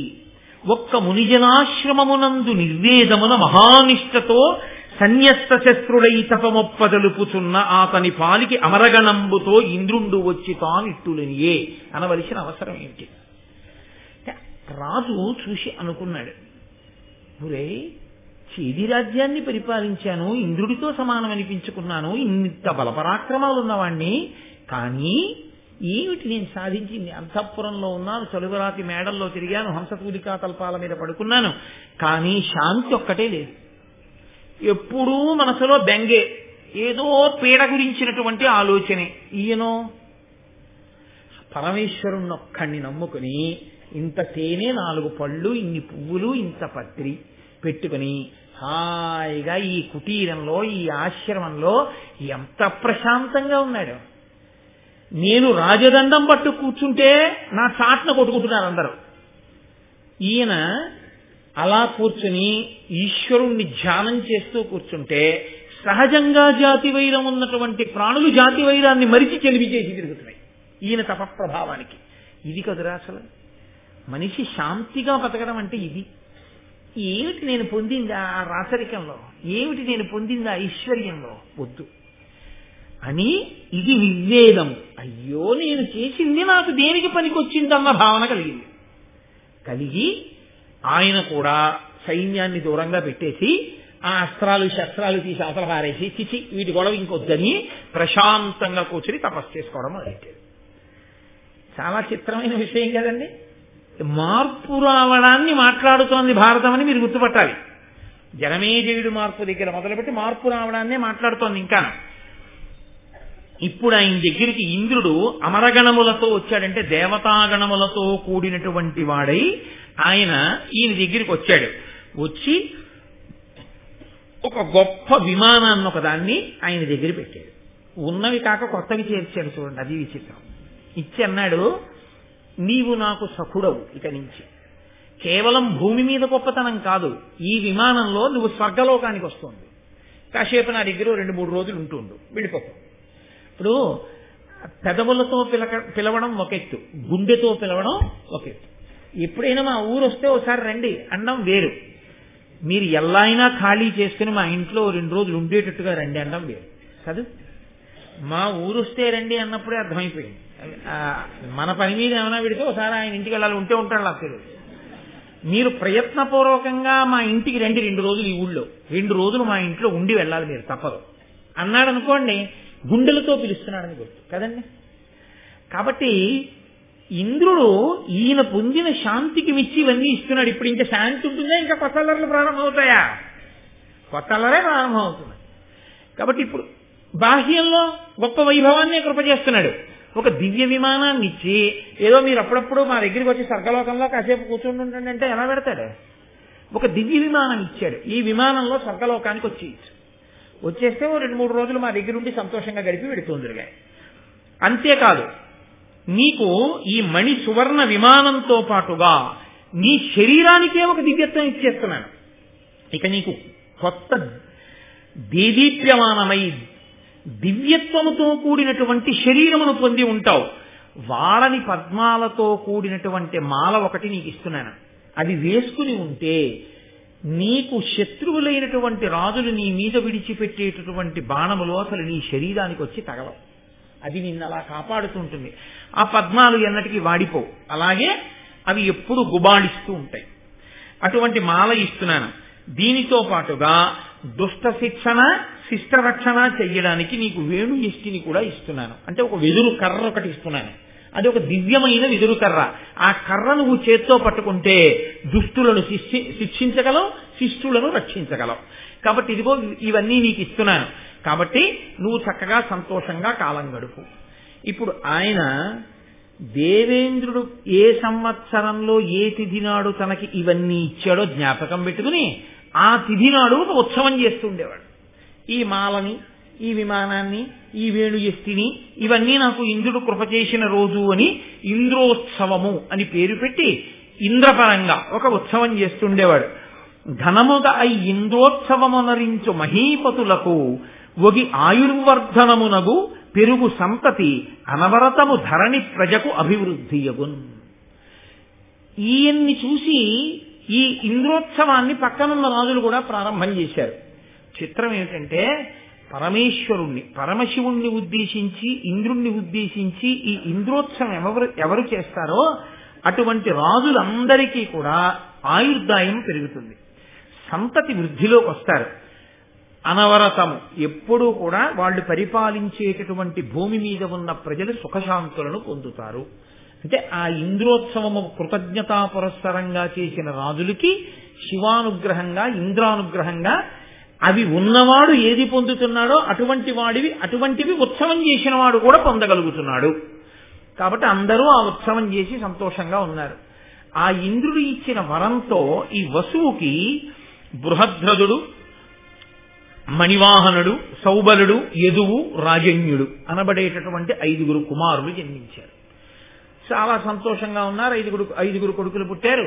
పరమ సంతోషంగా ఉన్నాడు. ఇంద్రోత్సవం చేస్తున్నాడు. పక్క రాజులు కూడా నేర్చుకున్నారు. ఆనందంగా కాలం గడిచిపోతోంది. ఈ కాలం గడిచిపోతున్నటువంటి రోజులలోనే ఒక చిత్రమైనటువంటి సంఘటనల పరంపర ఒకటి జరిగింది. ఈయన రాజధాని నగరానికి చాలా దగ్గరలో శుక్తిమతి అని ఒక నది ప్రవహిస్తూ ఉండేది. సాధారణంగా రాజుల యొక్క కోటకి చాలా దగ్గరలో ఎప్పుడు ఏదో ఒక నదీ ప్రవాహం వెడుతూ ఉంటుంది. కందకాల్లో నీటిని నింపడానికి, కోటలో ఉన్న వాళ్ళకి కావలసినటువంటి నీరు దొరకడానికి వాళ్ళు ఎప్పుడు నీటి ఒడ్డునే కోట కడతారు. కాబట్టి అక్కడ ఆ శుక్తిమతి అనబడేటటువంటి నది ప్రవహిస్తుంది. నదిని స్త్రీవాచకంతో చెప్తారు. సముద్రాన్ని పుంవాచకంతో చెప్తారు. అందుకే నదులన్నీ సముద్రుణ్ణి చేరుతాయి. సముద్రుణ్ణి భర్తగా చెప్తారు, నదుల్ని పత్నులుగా చెప్తారు. ఈ శుక్తిమతి అనేటటువంటి నది ప్రవాహం వెడుతున్నప్పుడు ఆవిడ అందచందాలు చూసిందో పర్వతం. ఆ పర్వతం పేరు కోలాహలము. ఆ పర్వతానికి ఈ నది నచ్చింది. ఈవిడ మీద మనసు పెంచుకున్నాడు. అంటే ఏమన్నా అలా ఉంటుందా లోకంలో అని మీరు అనుకోకూడదు. జీవుడు అని ఒకడు ఉంటాడు.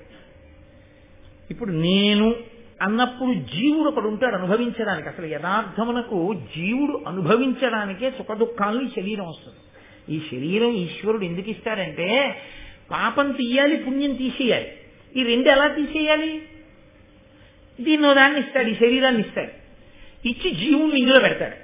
పెడితే ఈ మోకాలు నొప్పి పెట్టింది అనుకోండి, ఏమిటోనండి మోకాలు నొప్పి అని జీవుడు ఎవరి మోకాలు మీదో కిందటి జన్మలో కొట్టినటువంటి పాపాన్ని ఇప్పుడు పోగొట్టుకుంటాడు.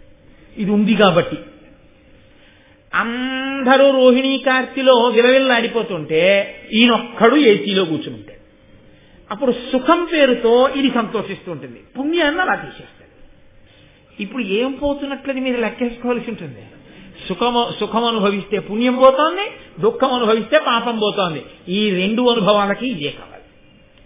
ఇప్పుడు ఈ రెండిటి కోసం ఇది ఇచ్చి దీనిలో జీవుణ్ణి కూర్చోబెడతాడు. ఈ జీవుడు కనబడుతున్నాడా? ఇదే కనబడుతూ ఉంటుంది. డాక్టర్ గారి దగ్గరికి వెళ్తే ఈ నొప్పి చేత జీవుడు బాధపడుతున్నాడు అనం. ఇది నొప్పెడుతోందండి మోకాలంటాం కదండి. జీవుడు ఒకడు ఉంటాడు. వీళ్ళు జీవస్థాయిలో మాట్లాడుతున్నారని మీరు అర్థం చేసుకోవాలి. అందుకని కోలాహలమన్న పర్వతానికి ఈ శుక్తిమతి అన్న నది నచ్చింది. నచ్చి ఆయన అమాంత కోలాహలం అనేటటువంటి పర్వతం లేచొచ్చి ఈ శుక్తిమతి అనేటటువంటి నదీ ప్రవాహానికి అడ్డంగా కూర్చుంది. అనగా స్త్రీ పురుష సంబంధంగా అనుభవించింది అని ఒక మాట అంటే దోషమేం లేదు. కానీ బలాత్కారముగా ఆ నదిని అనుభవించింది ఆ కోలాహలం అనేటటువంటి పర్వతం. ఆ శుక్తిమతి అన్న నది పొందినటువంటి పరితాపాన్ని రాజు అర్థం చేస్తున్నాడు. రాజు అంటే ఎవరు? క్షితినాథుడు. లోకంలో ఏ జీవుడికి బాధ కలిగినా ఆయన రక్షించాలి. అందుకని ఆయన వెళ్లి తన కాలుతో తన్నాడు ఆ కోలాహలం అన్న పర్వతాన్ని. అది ఎగిరి ఎక్కడో పడిపోయింది.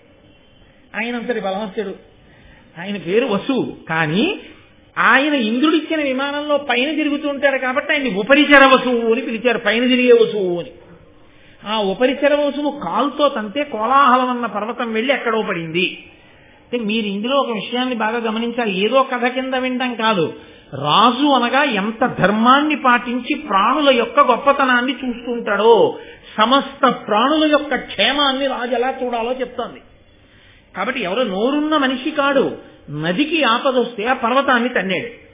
కానీ ఆ పర్వతం ఈ నదితో సంగమించినటువంటి కారణం చేత ఆ నదికి ఓ కొడుకు పుట్టాడు, ఓ కూతురు పుట్టింది.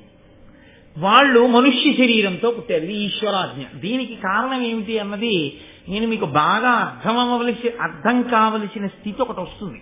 అక్కడ నేను మీకు చెప్తాను. మహాభారతం ధర్మమే మాట్లాడుతుంది ఎప్పుడు. ఇప్పుడు ఆ పుట్టినటువంటి కొడుకు పేరు సుపదుడు, ఆ పుట్టినటువంటి ఆడపిల్ల పేరు గిరిక. ఆ నది అండి మహానుభావుడు అదిగో ఆ ఉపరిచరవసు వచ్చి కాలుతో తన్నాడు కాబట్టి ఆ కోలాహలం అన్న పర్వతం ఎక్కడో పడింది. నాకు అదిగో ఆ కోలాహలం అన్న పర్వతం వల్ల ఓ కొడుకు కూతురు పుట్టారు. వీళ్ళని రాజుకు అప్పచెప్పేస్తానని రాజుకి ఇచ్చేసింది కానుకగా. అయితే రాజు ఇందులో ఈ గిరిక యొక్క అందచందాలు చూసి సంతోషించి తాను పెళ్లి చేసుకున్నాడు. ఈ పిల్లవాడున్నాడే సుపదుడు, వీణ్ణి తన సేనాపతిగా నియామకం చేశాడు. ఇప్పుడు శుక్తిమతి నదికి పుట్టినటువంటి కొడుకు ఉపరిచర వసువు యొక్క సేనాపతి. శుక్తిమతి నదికి కోలాహల పర్వతానికి పుట్టినటువంటి కూతురు గిరిక ఉపరిచర వసువుకి భార్య. ఇక్కడ మీరు కొంచెం విశాల హృదయంతో జాగ్రత్తగా వినవలసి ఉంటుంది. లేకపోతే వ్యాస భగవానుడికి నన్నయ్య గారికి ఇంత చాలా తక్కువ స్థాయిలో రచన చేయవలసిన అగత్యం పట్టిన వాళ్ళు కారు వాళ్ళు అన్న పవిత్ర హృదయంతో వినవలసి ఉంటుంది. ఈ గిరిక అందచందాల మీద రాజు యొక్క మనసు నిలబడింది. ఎప్పుడు నిలబడి ఉంది? ఆమె ఋతుమతి అయి ఉన్నది ఒకసారి. అప్పుడు ఈయన పితృదేవతలు పిలిచి, ఉపరిచర వసువు యొక్క పితృదేవతలు పిలిచి, నీ భార్య ఋతుమతి అయి ఉన్నది, అందుకని నీవు వెళ్ళి ఆమెకి మాంసాహారమును తెచ్చి పెట్టు అన్నాడు. నేను దాపరికం లేకుండా ధర్మాన్ని మాట్లాడవలసి వస్తే మీతో ఒక విషయాన్ని నేను ప్రస్తావన చేయవలసి ఉంటుంది. బ్రహ్మచర్యము అని శాస్త్రంలో ఒక మాట. ఈ బ్రహ్మచర్యము అన్నది గృహస్థాశ్రమ ప్రవేశాత్ పూర్వ బ్రహ్మచర్యము ఒకటి ఉంటుంది.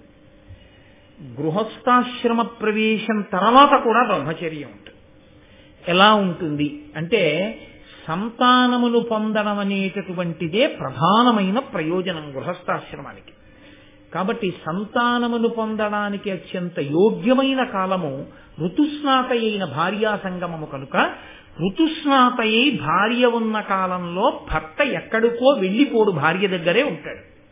అది ఆయనకి ధర్మం, అది పతి ధర్మం, ఇది పత్ని ధర్మం. సత్సంతానము కొరకు, ఎందుకంటే వివాహము ప్రజాపత్యర్థం కాబట్టి ఆమె యొక్క బలం, ఆమె యొక్క శక్తి బాగా ఉంటేనే మంచి పిల్లవాడు లోపల తయారవుతాడు. ఆమె ఋతుమతి అయ్యింది కాబట్టి, క్షత్రియుడివి కాబట్టి వేటాడి మాంసం తెచ్చి ఆవిడికి పెట్టు. ఆమె ఋతుస్నాత అయిన తరువాత నువ్వు సంగమిస్తే మంచి సంతానం కలుగుతుంది. అది ఆంతరవాక్కు. అందుకని పితృదేవతలు చెప్పిన మాట విని ఉపరిచర వసువు వేటకెళ్ళాడు. వేటకి వెళ్ళి ఆయన జంతువుల్ని వేటాడుతున్నాడు. ఆయన మహానుభావుడు, సామాన్యుడు కాడు. నన్నయ్య గారు ఆయన్ని అమోఘవీర్యుడు అని పిలిచారు. అమోఘవీర్యుడు అంటే ఏ కారణము చేత కూడా నిష్ప్రయోజనమయ్యేటట్టుగా వీర్యము స్ఖలనమయ్యేవాడు కాడు అని దాని అర్థం. అంటే ఈ మాటని నేను మీకు బాగా అర్థం అవడానికి ఒక ఉపమానంతో చెప్తే మీరు తేలిగ్గా పట్టుకోగలుగుతారు. నేను ఎక్కువ దాని గురించి ప్రసంగం చెయ్యక్కర్లేదు. ఒక మహానుభావుడు తెల్లవారుజామున 5 గంటలకి కూర్చుని ఇలా ఆసనం వేసుకుని వెన్నుపాము నిటారుగా పెట్టి భ్రూమధ్యమునందు చూసి జపం చేసుకోవడం మొదలు పెడితే రాత్రి 9 గంటలకి కన్నులు విప్పి ఒక పావుగంట అయి ఉంటుందా అని అడిగాడు ఆయన. అడిగితే తెల్లవారుజామున 5 గంటలకు కూర్చున్నారు మీరు జపానికి, ఇప్పుడు రాత్రి 9 అయింది అంటే మీరు 16 గంటలు జపం చేశారు, మీరు పావుగంట అయిందా అని అడుగుతున్నారు. అంటే ఇప్పుడు ఇది నాకెలా ఉంటుంది, నాలాంటి వాడికి అమోఘం రా మహానుభావుడు 16 గంటలు అసలు కూర్చున్నవాడు కూర్చున్నట్టు ఇలా ఎలా ఉన్నాడు జపం చేస్తూ. అంతసేపు కూర్చుని పైగా పావుగంట అయిందా అని అడిగాడా? అలా ఎలా ఉండిపోయాడండి ధ్యానంలో అని ఆయన గురించి నేను ఆలోచించినప్పుడు నా స్థాయిలో నాకు ఆయన్ని ఏమంటాను? మహానుభావుడండి బాబు, నిజంగా అలా ఎలా కూర్చున్నాడండి అంటాను.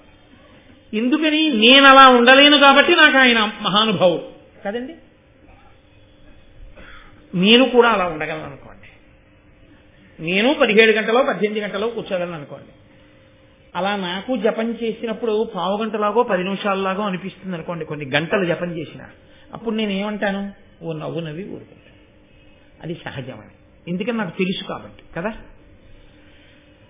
అలా నిష్కారణముగా వీర్యము స్ఖలనమయ్యి ఆ వీర్యము ప్రయోజనము లేకుండా పతనమైపోవడం అనేటటువంటి అలవాటు లేని ఒక మహాపురుషుడు గురించి విన్నప్పుడు సామాన్యులకి అయ్యి బాబు అలా ఉంటుందా అనిపించవచ్చు. కానీ ఆయన అమోఘ వీరుడు అన్న మాటకు అర్థం అంతే. ఇప్పుడు మీరు పట్టుకోగలిగారు, అంతకన్నా ఇంకా నేను వ్యాఖ్యానం చేయగలను. కాబట్టి అత్తటి అమోఘ వీర్యుడైనటువంటి మహానుభావుడు ఉపరిచర వసువు వేటకి వెళ్ళాడు. ఋతుస్నాత అయిన భార్యా సంగమము ఆయన ధర్మం. అందుకని భార్య యొక్క అందచందాలని మనసులో తలుచుకున్నాడు. ఆమెని మనసులో తలుచుకోవడం ఉత్తమ పురుష లక్షణం.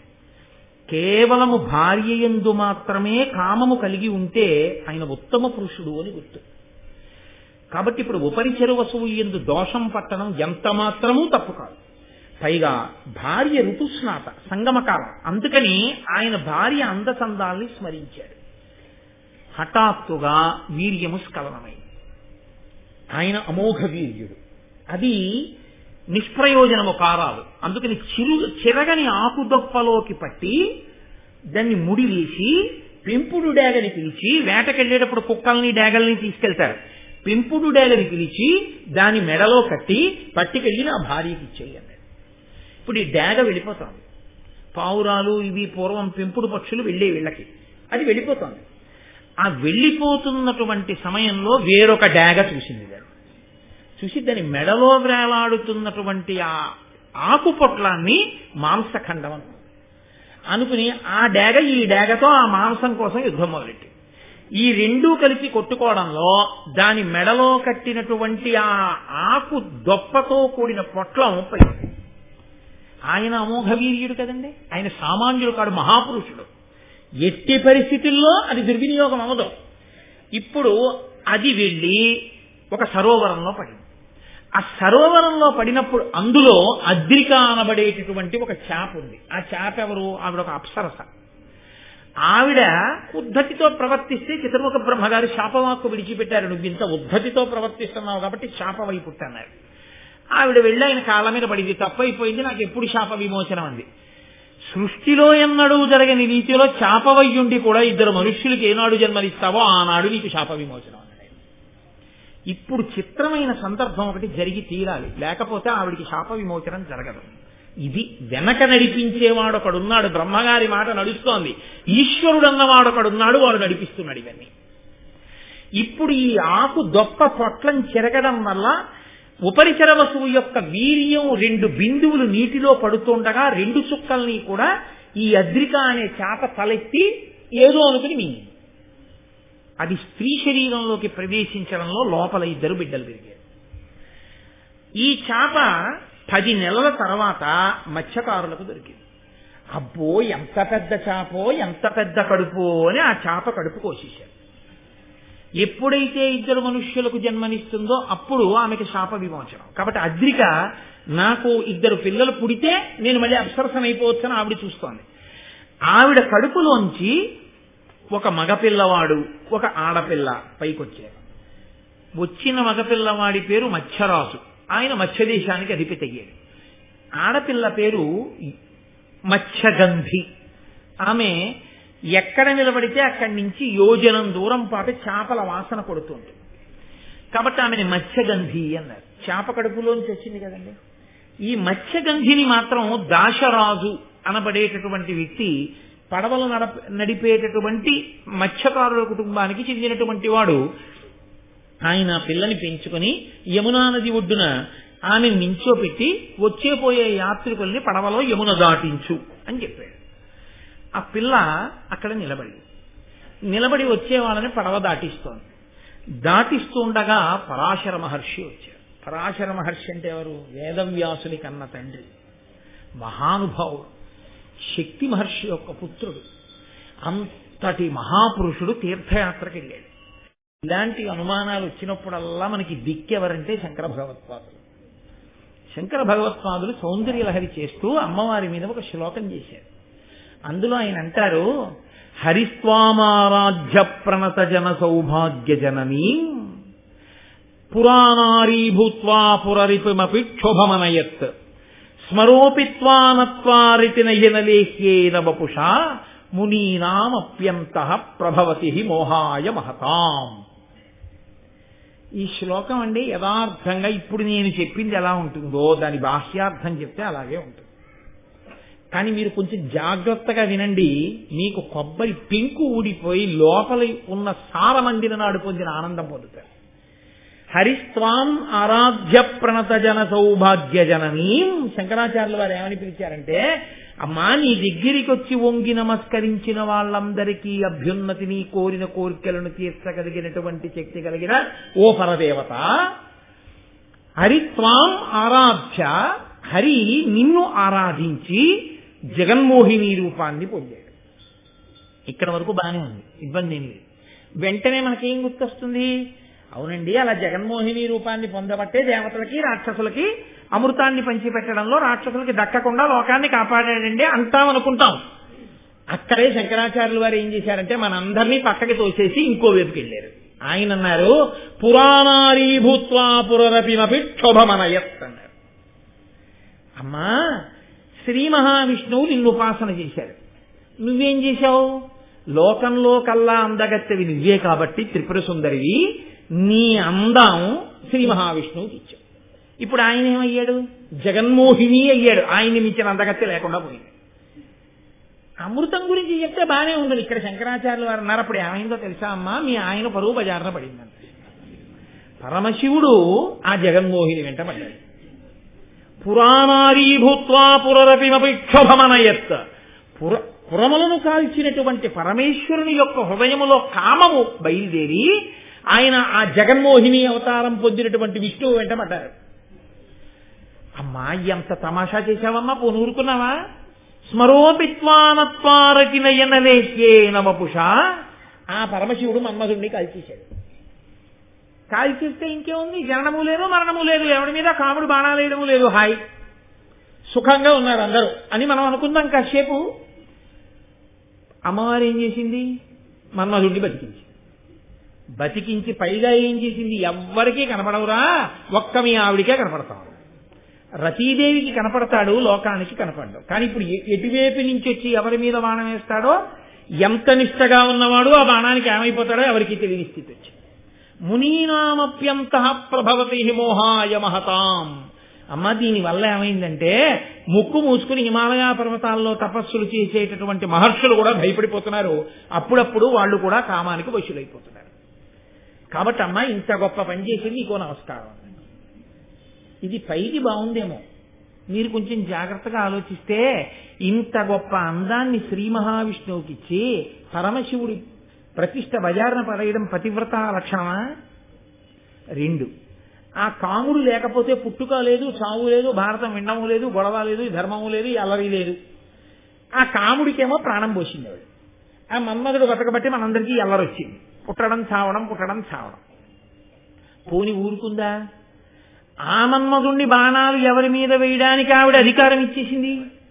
ఒరే, తపస్సు చేసుకుంటున్న ఋషుల మీద కూడా నువ్వు వేస్తే వెయ్యి, నేనేమన్నది. ఇప్పుడు వాళ్ళు కూడా భయపడిపోతున్నారు.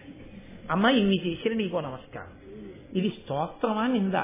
నిజానికి భయపడకుండా గుడ్డల మీద చెయ్యేసి చెప్పండి. ఇందులో నిజంగా అమ్మవారిని స్తోత్రం చేయడానికి ఏమైనా ఉందా అండి? అందులో నిజాయితీగా త్రికరణ శుద్ధిగా అబ్బాబ్బా ఏం అమ్మవారండి అనడానికి ఏమైనా ఉందా? ఏమీ లేదు. మరి ఏమీ లేని దానికి శంకరాచార్యుల వారు సౌందర్యలహరిలో శ్లోకం ఎందుకు ఇచ్చినట్టు అంటే, నేను మీతో ఒక ముఖ్యమైన విషయాన్ని ప్రతిపాదన చేస్తాను, దాన్ని ఆధారంగా మీరు పట్టుకోండి. ప్రభుత్వం ఏదో చట్టం చేసింది. ఆ చట్టం ఉండకుండా ఉంటే బాగుండు, ఉండకుండా ఉంటే బాగుండు అని మనం అందరం అన్నాం. పోతుందా చట్టం? పోదు. ఈ చట్టం ఇవాళ నుంచి ఉండట్లేదు అని ప్రభుత్వం అంది. ఏమవుతుందా చట్టం? పోయింది. ఎవరు చట్టాన్ని చేశారో వారే ఆ చట్టాన్ని తీసేసే అధికారాన్ని కలిగి ఉంటారు కదండి. అక్కడ వరకు మీరు అంగీకరించారా? మొదటి విషయం. ఇంకా 2, మీరు నేను ఇప్పుడు బెంగ పెట్టుకున్నది దేని కొరకు? అయ్యయ్యో ఏమిటంటే ఆ చచ్చిపోయిన మన్మధుణ్ణి అమ్మవారు మళ్ళీ ఎందుకు బతికించిందండి అని. నేను మీతో ఒక మాట చెప్తాను, కొంచెం జాగ్రత్తగా గమనించండి. అమ్మవారు మన్మధుణ్ణి పుట్టించలేదనుకోండి, మన్మథ బాణములు లోకంలో పడలేదనుకోండి, సృష్టి ఆగిపోయిందిగా. సృష్టి ఆగిపోతే మనం చేసిన పాపపుణ్యాలు పోయేది ఎప్పుడు? ఈ శరీరం ఉంటే కదా పాపపుణ్యాలు పోయేది. ఈ పాపపుణ్యాలు పోవాలి అంటే జీవుడు మళ్ళీ పుట్టాలి. అది శరీరం ఉన్నప్పుడు తెలియదు. మీతో నేను కొంచెం కఠినంగా ఉన్నా ఒక యథార్థం చెప్తున్నాను. మీరు గరుడ పురాణం చూస్తే తెలుస్తుంది ఆ విషయం. శరీరం లేకుండా జీవుడు నిలబడిపోయాడు అనుకోండి, దక్షిణ దిక్కున పితృలోకం అంటారు, అక్కడ నిలబడిపోయాడు అనుకోండి, అప్పుడు ఏడుస్తాడు. శరీరం ఉంటే పుణ్యకర్మ చెయ్యొచ్చు, శరీరం ఉంటే పాపాన్ని పోగొట్టుకోవచ్చు. శరీరం లేదు, జీవుడు ఉండిపోయాడు, అప్పుడు ఏడుస్తాడు, నాకేదో శరీరం ఇవ్వవయా ఈశ్వరా, శరీరం అంటూ ఇస్తే శరీరంతో నిన్ను నేను మళ్ళీ సేవిస్తానంటాడు. కానీ ఏ శరీరం పడితే శరీరం ఇస్తే ఏం చేయలేడు. మనుష్య శరీరం ఇస్తేనే చేయగలడు, స్వేచ్ఛ. ఇప్పుడు ఈ మనుష్య శరీరం కావాలంటే ఎలా వస్తుంది? తల్లిదండ్రుల మీద మన్మథ బాణాలు పడితేనేనా ఈ శరీరం వస్తుంది? ఈ శరీరం వస్తేనేనా మీరు మళ్ళీ పాపపుణ్యాలు పోగొట్టుకోవడానికి ఈశ్వరుణ్ణి సేవ చేస్తారు? కాబట్టి ఇప్పుడు అమ్మవారు కాముణ్ణి మళ్ళీ సృష్టించడం వల్ల మనందరం పాపపుణ్యాలు పోగొట్టుకోవడానికి శరీరాన్ని పొందడానికి అవకాశం వచ్చిందా లేకుండా పోయిందా? అమ్మవారి అనుగ్రహం లేదందులో కాదు. నేను మీతో ఇంకొక మాట మనకి చేస్తాను, మీరు జాగ్రత్తగా ఆలోచించండి. అమ్మవారు కాముడు ఎప్పుడైతే బతికించిందో కామము బ్రతికింది. కామము బ్రతికితే బెంగ పెట్టుకోవాల్సిన అవసరం ఏంటి? నీ కామము ధర్మబద్ధమైతే నువ్వు పితృల నుంచి విముక్తుడు అయిపోయావు. ధర్మబద్ధమైన కామంతో ధర్మపత్ని యందు మనసు పెట్టుకున్నావు, సంతానాన్ని కండం వల్ల పితృల నుంచి విముక్తుడు అయిపోయావు. ఆస్తిక మహర్షి పుట్టడం వల్ల ఆ జరత్కారుడి యొక్క తల్లిదండ్రులు ఆ గడ్డి దుప్పు ఒంటివేరు పట్టుకుని కిందపడి వేలాడుతున్న వాళ్ళందరూ ఉన్నత లోకాలు పొందలేదు. కాబట్టి కామము ధర్మబద్ధమైంది. నీకేమిటి బెంగ? ఏమీ బెంగలేదు. నీకు పితృరుణం తీరింది. కాముడు ఉంటే నీకు బెంగ ఎందుకు? కాదు. ఏమంటే అదే వచ్చిన పెద్ద బాధ అండి. ధార్మికం చేయలేకపోతున్నాను, ధార్మికమైన కామం అనుభవించలేకపోతున్నాను. అప్పుడు బెంగలేదు. ఈ విషయం పరదేవతకి చెప్పు, అమ్మవారికి చెప్పు. అమ్మా, నువ్వు కామాన్ని ఇచ్చావు, కానీ వచ్చిన పెద్ద చిక్కల్లా నేను నా కామాన్ని ధర్మంతో ముడి వెయ్యలేకపోతున్నాను. ఆ ముడి వెయ్యలేకపోవడం వల్ల నేను పాడైపోతున్నాను. కాబట్టి అమ్మా, నువ్వే రక్షించని అడుగు. ఎవరు చట్టం చేశారో వాళ్లే చట్టాన్ని రద్దు చేసినట్టు నువ్వు అమ్మవారి పాదాలు పెట్టుకుంటే అమ్మ కాముండి పిలిచి ఆడి జోలికి వెళ్ళకంటుంది. ఏమి నీకు బెంగ? దేనికి భయపడాలి? కాదు. ఇంకొక విషయాన్ని మీతో నేను మనవి చేస్తాను. మహాత్ములైన వారు ఉన్నారు, వారికి కామస్పర్శ ఉండదు. ఆయన అస్ఖలిత బ్రహ్మచారి, ఊర్ధ్వరేతస్కుడు. ఆయనకి అసలు ఎట్టి పరిస్థితుల్లో మనసుని కామమన్న స్పర్శ అంటను. ఇప్పుడు ఆయన శరీరంతో ఉండిపోతాడా? నాకు చెప్పండి. ఎంత మహాత్ముడైనా కానివ్వండి, ఆయన శరీరము ఒక ప్రత్యేకమైనటువంటి దేశకాలములలోనైనా ఉంటుంది? ఎప్పటికీ ఉండిపోతుందా? ఎప్పటికీ ఎలా ఉంటుందండి? పరమాచార్య స్వామి వారు ఉంటే బాగుండని నాకుంది, చంద్రశేఖర భారతీ స్వామి వారు ఉంటే బాగుండని నాకుంది. ఉంటాయా శరీరాలు? చంద్రశేఖర భారతీ స్వామి వారే అయినా శంకర భగవత్పాదులే అయినా శరీరాలను వదిలిపెట్టేశారు. వెళ్ళిపోతాయి శరీరాలు. మరి శరీరం వెళ్ళిపోతే ఒక పెద్ద ఇబ్బంది ఒకటి ఉంది. మళ్ళీ ఇంకొక మహాత్ముడు శరీరంలోకి వచ్చి కూర్చుంటే మీకు బోధ ఉంటుంది. శరీరంలో మహాత్ముడు లేడు, మీకు బోధ ఆగిపోతుంది. ఆయన ఇప్పుడు శరీరంతో ఉన్నారనుకోండి పరమాచార్య స్వామి వారు, మనం ఆయన ఏ పల్లకిలో ఎక్కించి మనందరం కాకినాడ తీసుకొస్తే ఆయన అనుగ్రహమాచనం చేస్తారు. శరీరంలో లేరు పరమాచార్య స్వామి. ఇప్పుడు ఆయన ఎలా మాట్లాడతారు? మాట్లాడడం కుదరదు. కాబట్టి మహాత్ముల పరంపర నడవాలి. మళ్ళీ మహాత్ములు రావాలి. ఇప్పుడు కూడా ఈ క్షణంలో మనకి కూడా మహాత్ములు ఉండాలి. ఉండి వాళ్ళు మాట్లాడితేనే మన తప్పులు మనకి తెలిసి మనం దిద్దుకుని మనం ధర్మ మార్గంలోకి పెడతాం. కానీ అలా చెప్పి మాట్లాడేటటువంటి మహాత్ముడు ఎలా వస్తాడు? ఆయన శరీరంలోకి రావాలంటే ఆయన తల్లిదండ్రుల మీద కాముడి బాణాలు పడవలసిందే. పరిపూర్ణ హృదయంతో స్త్రీ పురుషులిద్దరూ ఒండురులు సంగమించకపోతే పరిపూర్ణమైన ఆరోగ్యమైన శిశువు పుట్టడో. విముఖులై సంగమిస్తే తేజోవంతుడు ఆరోగ్యవంతుడైన శిశువు పుట్టడం. అలా కలవలేదు కాబట్టే వ్యాసుడే సంగమించిన సత్సంతానం కలగలేదు మహాభారతంలో. వెలవెలబోతే పాండురాజు పుట్టాడు, కళ్ళు మూసుకుంటే ధృతరాష్ట్రుడు పుట్టాడు. కాబట్టి పరిపూర్ణ హృదయంతో కలవాలి. పరిపూర్ణ హృదయంతో ఒక మహాపురుషుడు ఒక స్త్రీతో సంగమిస్తే తప్ప ఆయన వీర్యము స్ఖలనం అవ్వాలంటే ఆయనకి కామం కలిగి తీరాలి. ఆయనకి కామం కలిగితేనే ఆయన తేజస్సు వేరొక స్త్రీలోకి వెడుతుంది. వెడితేనే ఇంకొక మహాత్ముడు పుడతాడు. ఇంకొక మహాత్ముడు పుడితే తప్ప మీకు మాట్లాడేవాడు లేడు, మీకు రాసేవాడు లేడు, మీకు చెప్పేవాడు లేడు. అప్పుడు లోకం ఏమైపోవాలి? కాబట్టి ఇప్పుడు ఒక మహాత్ముడు పుట్టాలి అంటే ఆ మహాత్ముడు పుట్టడానికి యోగ్యమైనంత తేజస్సు కలిగిన ఇంకొక మహాపురుషుడిలో కామం కలగాలి. ఆయనకి కామం కలగదు.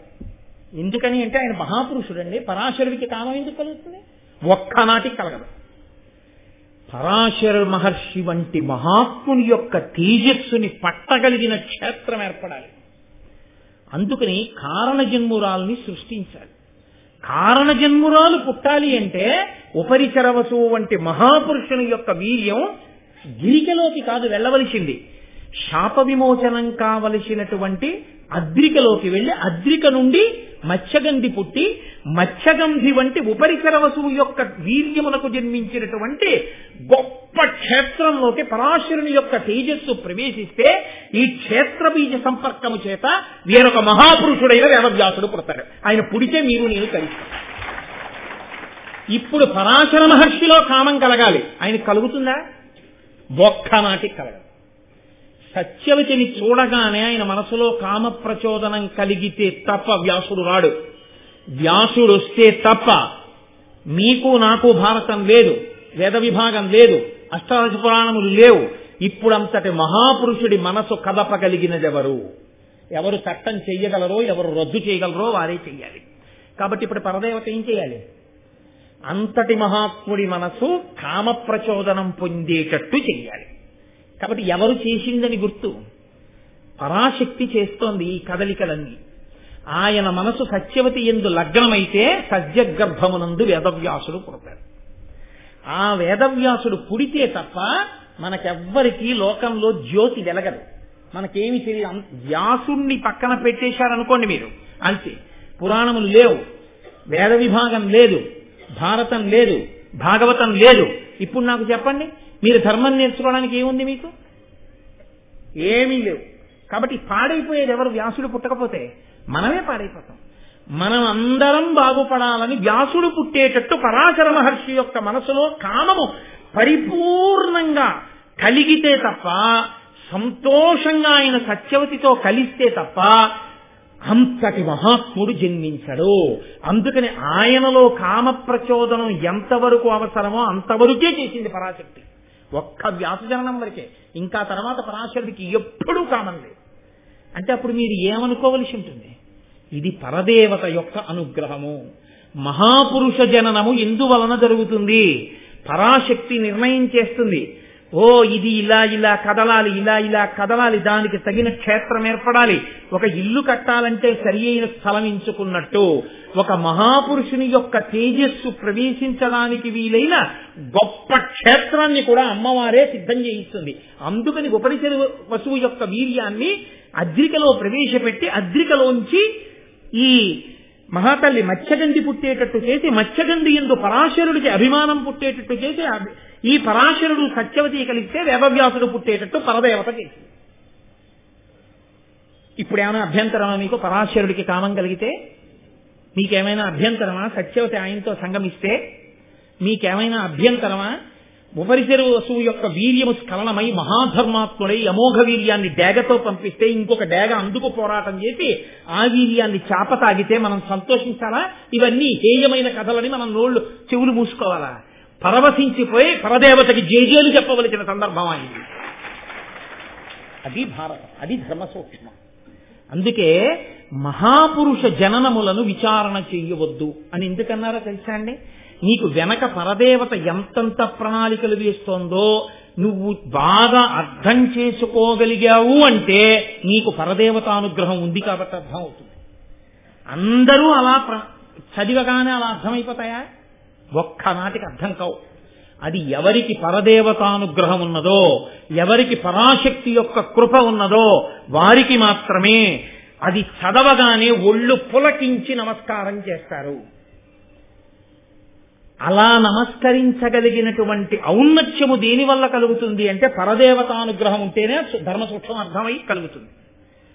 అది నీకు కలిగినా కలగకపోయినా మహాపురుష జననమునందు నువ్వు వెకిలి నవ్వు నవ్వితే పాపం వస్తుంది.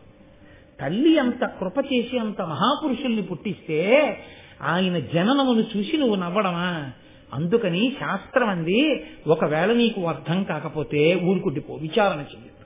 మహాపురుష జననమును, నది యొక్క ప్రారంభ స్థానమును విచారణ చెయ్యవద్దు. నది ఉంది, స్నానం చేయంతే. ఎక్కడ పుట్టింది నది అడగదు. మహాపురుషుడి వలన నీకు వాంగ్మయం వచ్చింది, ఈ వాంగ్మయం చదువుకో. ఆయన అలా ఎలా పుట్టాడని అడగవద్దు. నీకు అర్థమైంది నీ అదృష్టం. కాబట్టి నేను అనుకుంటున్నాను, ఇవాళ ఈ సభలో ఉన్న ఎవ్వరికీ కూడా మహాత్ములు ఇలా ఎందుకు జన్మిస్తారు అన్న విషయంలో మీకు అనుమానం లేదని నేను అనుకుంటున్నాను. మీకు బాగా అర్థమయ్యేటట్టు చెప్పగలిగితే పరదేవత కృపతో నేను ధన్యుడనైనట్టు. మీకు చెప్పలేకపోతే అది నా వైఫల్యమైనట్టు తప్ప మీ తప్పు మాత్రం కాదు. కాబట్టి పరదేవతానుగ్రహం కలిగింది. వ్యాస భగవానుడు పుట్టాలి. ద్వాపర యుగం అయిపోతోంది, కలియుగం ప్రారంభం అయిపోతుంది. ఇంకా కలియుగంలో కలిపురుషుడు విజృంభిస్తాడు. ధర్మం చెప్పేవాడు లేడు, ధర్మం చెప్పేవాడు కావాలి. ఆయుర్దాయం తగ్గిపోతుంది. వేదాన్నంతటినీ ఎవరూ చదవలేరు. వేదాన్ని విభాగం చేసి ఉన్న ఆయుర్దాయంలో వేదం చదువుకునేటట్టుగా వేదాన్ని ఇవ్వగలిగిన వాడు ఉండాలి. అష్టాదశ మహాపురాణములను ఇవ్వగలిగిన వాడు ఉండాలి. భారతం చెప్పగలిగిన వాడు ఉండాలి. శిష్యుల్ని తానే తయారు చేసుకోగలగాలి. మహాపురుషుడై స్వార్థత్యాగి అయిన వాడు కావాలి. అటువంటి వాడు పుట్టాలంటే ఎంతటి మహాత్ముడి తేజస్సు కదలాలి. కాబట్టి ఆయన యందు కామము ఆవిడ కల్పించింది. పరదేవత కల్పించింది. అటువంటి మహాపురుషుడి తేజస్సు కదిలినా ఆ తేజస్సుని పట్టగలిగిన క్షేత్రం ఇది. అందుకని ఆ క్షేత్రాన్ని కూడా ఆవిడే సిద్ధం చేసింది. వేరొక మహాత్ముని తేజస్సు కదిపి అది అద్రిక మింగి అద్రిక కడుపులో పెరిగితే అద్రికకి శాప విమోచనం అవుతుంది. అప్సరసాగర్భము నుంచి బయటికి వచ్చింది కాబట్టి దాశరాజు దగ్గర పెరిగితే యమునా నది దాటుతున్నప్పుడు పరాశరుని యొక్క హృదయము ఆమె యందు నిలబడింది. సరే, ఇక్కడ వరకు బాగుందండి. మీరు సౌందర్యలహరిలో కదా మొదలెట్టారు, మరి పరమశివుడి పరువు బజార్న పడేయడంలో మరి అక్కడ అమ్మవారు ఏం చేసినట్టు అంటే పురాణారీ భూత్వా పురరపిమపి క్షోభమనయత్. అంతటి పరమేశ్వరుడు కాముణ్ణి కాల్చిన వాడిలో కూడా కామం పుట్టించి జగన్మోహిని వెంట పరిగెత్తేటట్టు అమ్మవారే చేసింది. అందులో ఏం అనుమానం లేదు. ఎందుకు చేసింది? ఆయన పరువు బజార్న పారేయడానికి కాదు. హరి హరుడు ఇద్దరూ కలిస్తే తప్ప మహిషిని సంహరించగలిగిన అయ్యప్ప పుట్టరు. అయ్యప్ప పుట్టాలంటే వాళ్ళిద్దరూ స్త్రీ పురుషులుగా ఒండరులు అభిమానంతో చూసుకోవాలి. పరమశివుడు తన భార్య వంక తప్పలా చూడటం, తన అందంతో విష్ణువు కనపడాలి. కనబడితే పుంస్వరూపంలో విష్ణువు, స్త్రీ స్వరూపంలో వైష్ణవి నారాయణి అమ్మవారు పార్వతీదేవి. అందుకని తన అన్నగారి యందు తన అందాన్ని ప్రవేశపెట్టి విష్ణువు ఆడదానిగా కనపడితే పరమశివుని యొక్క తేజస్సు కదిలితే వీళ్ళిద్దరికీ కలిపి ధర్మశాస్త్ర అయినటువంటి అయ్యప్ప స్వామి జన్మిస్తే ఆయన వలన మహిష సంహారం జరిగితే ఈ లోకాలు ప్రశాంతంగా ఉండాలి. అందుకునమ్మా పురాణారీ భూత్వా పురరపిమపి క్షోభమనయత్ స్మరోపిత్వా నత్వా రతినయన లేహ్యేన వపుష. పరమశివుడు మన్మధుణ్ణి కాలిస్తే నువ్వు బతికించావమ్మా, నువ్వు బతికించి ఉంచకపోతే మాకు ఈ శరీరం ఎక్కడిది? సౌందర్యలహరి చదవడం ఎక్కడిది? మహాభారతం వినడం ఎక్కడిది? మా పాపపుణ్యాలు పోగొట్టుకోవడం ఎక్కడిది? మేము భక్తిని పొందడం ఎక్కడిది? ధర్మం తెలుసుకోవడం ఎక్కడిది? జ్ఞానాన్ని పొందడం ఎక్కడిది? ఇది లేని నాడు మోక్షం ఎక్కడిది? ఇవన్నీ పొందామంటే తల్లి నువ్వు మహాపురుషుల యందు ఎంత అవసరమో అంతవరకు ఒక్క పర్యాయం కామం సృష్టించి ఇంకా మళ్ళీ ఆయన జోలికి ఆవిడ వెళ్ళలేదు. ఆయన అలాగే మహానుభావుడై వెళ్ళిపోయాడంతే పరాశరుడు. అంటే మన కొరకు ఎంత అవసరమో అంతవరకు ఆయన మనసు కదిలేట్టు చేసినటువంటి పరదేవతానుగ్రహాన్ని మీరు వింటున్నారని గుర్తు. అందుకే ఆదిపర్వంలో మహాపురుష జననాన్ని వింటే సాక్షాత్తుగా దేవతల యొక్క, రాక్షసుల యొక్క, పరదేవత యొక్క ఇంతమంది అనుగ్రహము కలిగేస్తుంది అన్నారు ఆదిపర్వం. అంత శక్తి ఎక్కడిదంటే ఇది కారణం. వెనక పరదేవత యొక్క అనుగ్రహం నడుస్తోంది. దీని వెనక మహాపురుష జననం వెనకాల. కాబట్టి ఇప్పుడు హరిస్వామారాధ్య ప్రణత జన సౌభాగ్య జననీం పురాణారీ భూత్వా పురరపిమపి క్షోభమనయత్ స్మరోపిత్వా నత్వా రతినయన లేఖ్యేద వపుష మునీనామప్యంతః ప్రభవతి మోహాయ మహతాం. ఏమిటి అమ్మవారి దోషం? ఎక్కడైనా ఉందా? ఎక్కడైనా తప్పు పట్టడానికి ఏమైనా ఉందా అమ్మవారిని? కాబట్టి ఇప్పుడు పరదేవతకి నమస్కరించాలా వద్దా? రెండు చేతులెత్తి అమ్మవారికి నమస్కరించవలసిందే. కాబట్టి పరాశరుడు మనసు ఎందుకు కదలవలసి వచ్చిందో శంకరాచార్యుల వారు సౌందర్యలహరిలో చెప్పారు అంటాను నేను. అన్వయమైందా లేదా? కాబట్టి ఇప్పుడు ఒకసారి మన మనస్సుకి ఆ స్థితి కలిగిపోయిన తరువాత ఇప్పుడు ఆయన మనసు ఎందుకు సత్యవతి ఎందు నిలబడుతోందో మనం చూస్తే, అమ్మా మా కోసం వ్యాసుణ్ణి సృష్టించడానికి తల్లి ఇంత అనుగ్రహించావా, పరదేవత నీకు నమోత్తములు అని మనం నమస్కారం చేస్తాం. కాబట్టి ఇప్పుడు పరాశరుడు తీర్థయాత్రకు వెడుతూ యమునా నది మీద పడవ నడుపుతున్నటువంటి ఆ యోజనగంధిని చూసి గతమదమత్సరుండు త్రిజగద్వినుతుండు వశిష్ఠ పౌత్రుడున్నతమతి శక్తి పుత్రుడు అఘనాశ ఘోర తపోధనుండు సువ్రతుడయి తీర్థయాత్రతనువాడు పరాశరుడన్ మునీంద్రుడు అయ్యతివ తలోదరింకనియే అయ్యమునానది ఒడరేవునన్. ఎక్కడైనా కాముకుడు ఆడది కనబడితే పిచ్చెక్కిపోయేవాడు, కీచకుల్లా ప్రవర్తించేవాడు అని చెప్పారా పరాశరుడు గురించి? అంతటి మహాపురుషుడి మనస్సు కదిలిందంటే యోజనగంధిని చూసి అమ్మవారి అనుగ్రహం నడుస్తోంది మన కోసమని. పిల్లలు పాడైపోతారు కలియుగంలో, వ్యాసుణ్ణి సృష్టించాలనుకుంది తల్లి. కాబట్టి గతమదమత్సరుండు, ఆయనకి అసలు మదము లేదు మత్సరము లేదు. ఆయన మదోన్మత్తుడు కాడు, ఆయనకి రెండూ లేవు. లేనివాడికి ఎలా కలిగింది? మన కోసం కల్పించింది ఆవిడ. నీ తేజస్సు జారితే తప్ప రాడు వ్యాసుడని. త్రిజగద్వినుతుండు, మూడు లోకముల చేత స్తోత్రం చెయ్యబడేవాడు పరాశరుడు అంటే. వశిష్ఠ పౌత్రుడు ఉన్నతమతి, వశిష్ఠుని యొక్క మనవడు. శక్తి మహర్షి యొక్క కుమారుడు, నిరంతరము కూడా విశాల హృదయంతో పవిత్ర భావనలతో ఉండేవాడే తప్ప హేయమైన ఆలోచన లేనివాడు. అఘనాశ ఘోర తపోధనుండు, పాపములు నశించిపోయేటట్టుగా ఘోరమైన తపస్సులు చేసినవాడు. సువ్రతుడయి మంచి వ్రతంతో తీర్థయాత్ర చనువాడు, తీర్థయాత్రకు వెడుతున్నవాడు. పరాశరుడు మునీంద్రుడై యతివ తలోదరింగనియే. ఎవరిని చూశాడు? ఒంటి నిండా చేపల కంపు కొడుతూ యోజనం దూరం చేపల కంపు కొట్టేటటువంటి స్త్రీని చూశాడు. ఇందులో ఒక పెద్ద విచిత్రమైన విషయం, పొగ ఎక్కడ మొదలవుతుందో అక్కడ కూర్చుంటే పొగ దూరదు, కంపు ఎక్కడ మొదలవుతుందో అక్కడికి వెడితే కంపు ఎక్కువ ఉంటుంది.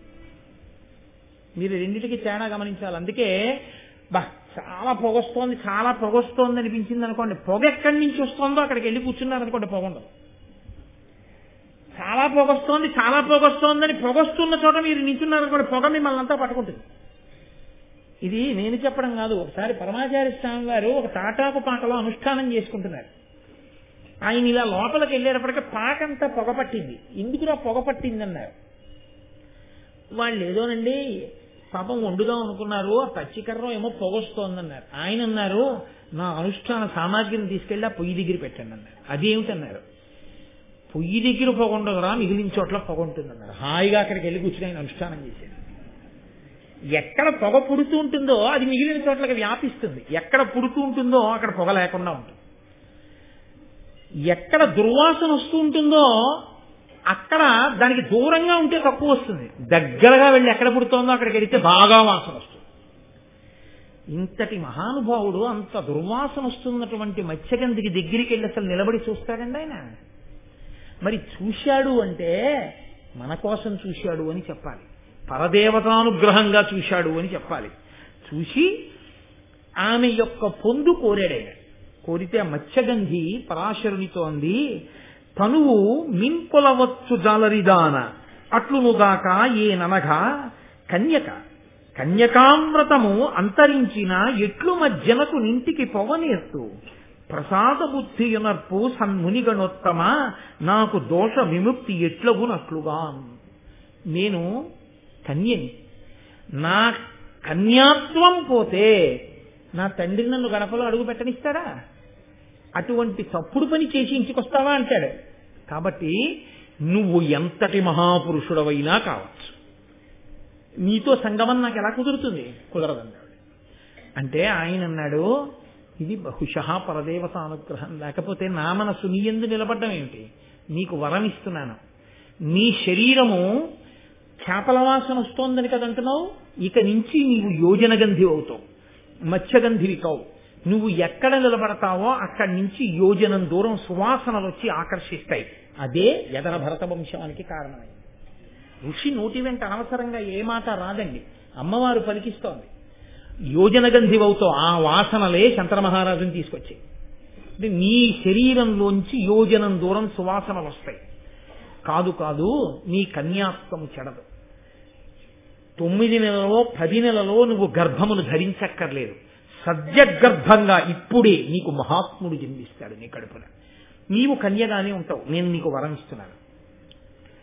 పగటివేళ మంచు తెరలు సృష్టిస్తున్నాను నా యొక్క తపస్సు చేత. పరాశర మహర్షి యొక్క సంగమ ఫలితంగా పరమేష్ఠికల్పుడగు అపరాశరు సమాగమమున పరమ గుణైకాభరణకు అనవద్య మనోహర మూర్తికి సత్యవతికి అమ్ముని శక్తిన్ సద్యోగర్భంబున హైమద్యుతి తేజుండు వేదమయుడు అఖిల మునీంద్రాజ్యుడు వేదవ్యాసుండు ఉద్య జ్ఞానంబుతోడ ఉదితుండయ్యన్ ఆ యమునా ద్వీపమున హమేయుడు కృష్ణుడయి లీలమెయి కృష్ణ ద్వైపాయునుడనబరగి వచశ్రీయుతుడు తపంబునందు చిత్తము నిలిపెన్. నిజంగా ఈ సంఘటన జరిగినప్పుడు నేను చెప్పడం మర్చిపోయాను, కానీ యథార్థానికి పైన మంగళధ్వని చేసి అయ్యప్ప స్వామికి నీరాజనం ఇవ్వాలి, దేవాలయాలన్నింటిలో నీరాజనాలు ఎత్తాలి వ్యాసజననం జరిగితే. అంతటి మహానుభావుడు పుట్టాడు ఇవాళ. నేను యథార్థం చెప్తున్నా, ఇవాళ కథ ఎవరు విన్నారో వాళ్ళందరూ ధన్యులు, వాళ్ళు దేవతానుగ్రహాన్ని పొందుతారు.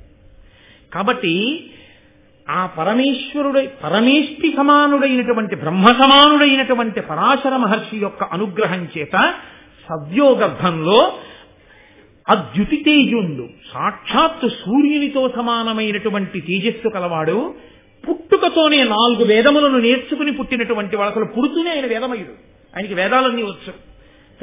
వ్యాసో నారాయణ స్వయం, సాక్షాత్తు నారాయణుడు పుట్టాడు. కాబట్టి అఖిల మునీంద్రాజ్యుడు, సకల మునులకు మొట్టమొదటి వాడు వేదవ్యాసుండు. బుద్ధ్య జ్ఞానంబుతోడ ఉదితుండయ్యన్, పుట్టుకతోనే మహాజ్ఞానంతో పుట్టాడు మహానుభావుడు. ఇంత కారణ జన్ముడు ఎందుకు పుడతాడండి? పరాశర మహర్షి లాంటి వాడికి కామం పుట్టకపోతే అది పరదేవతానుగ్రహం అంటే.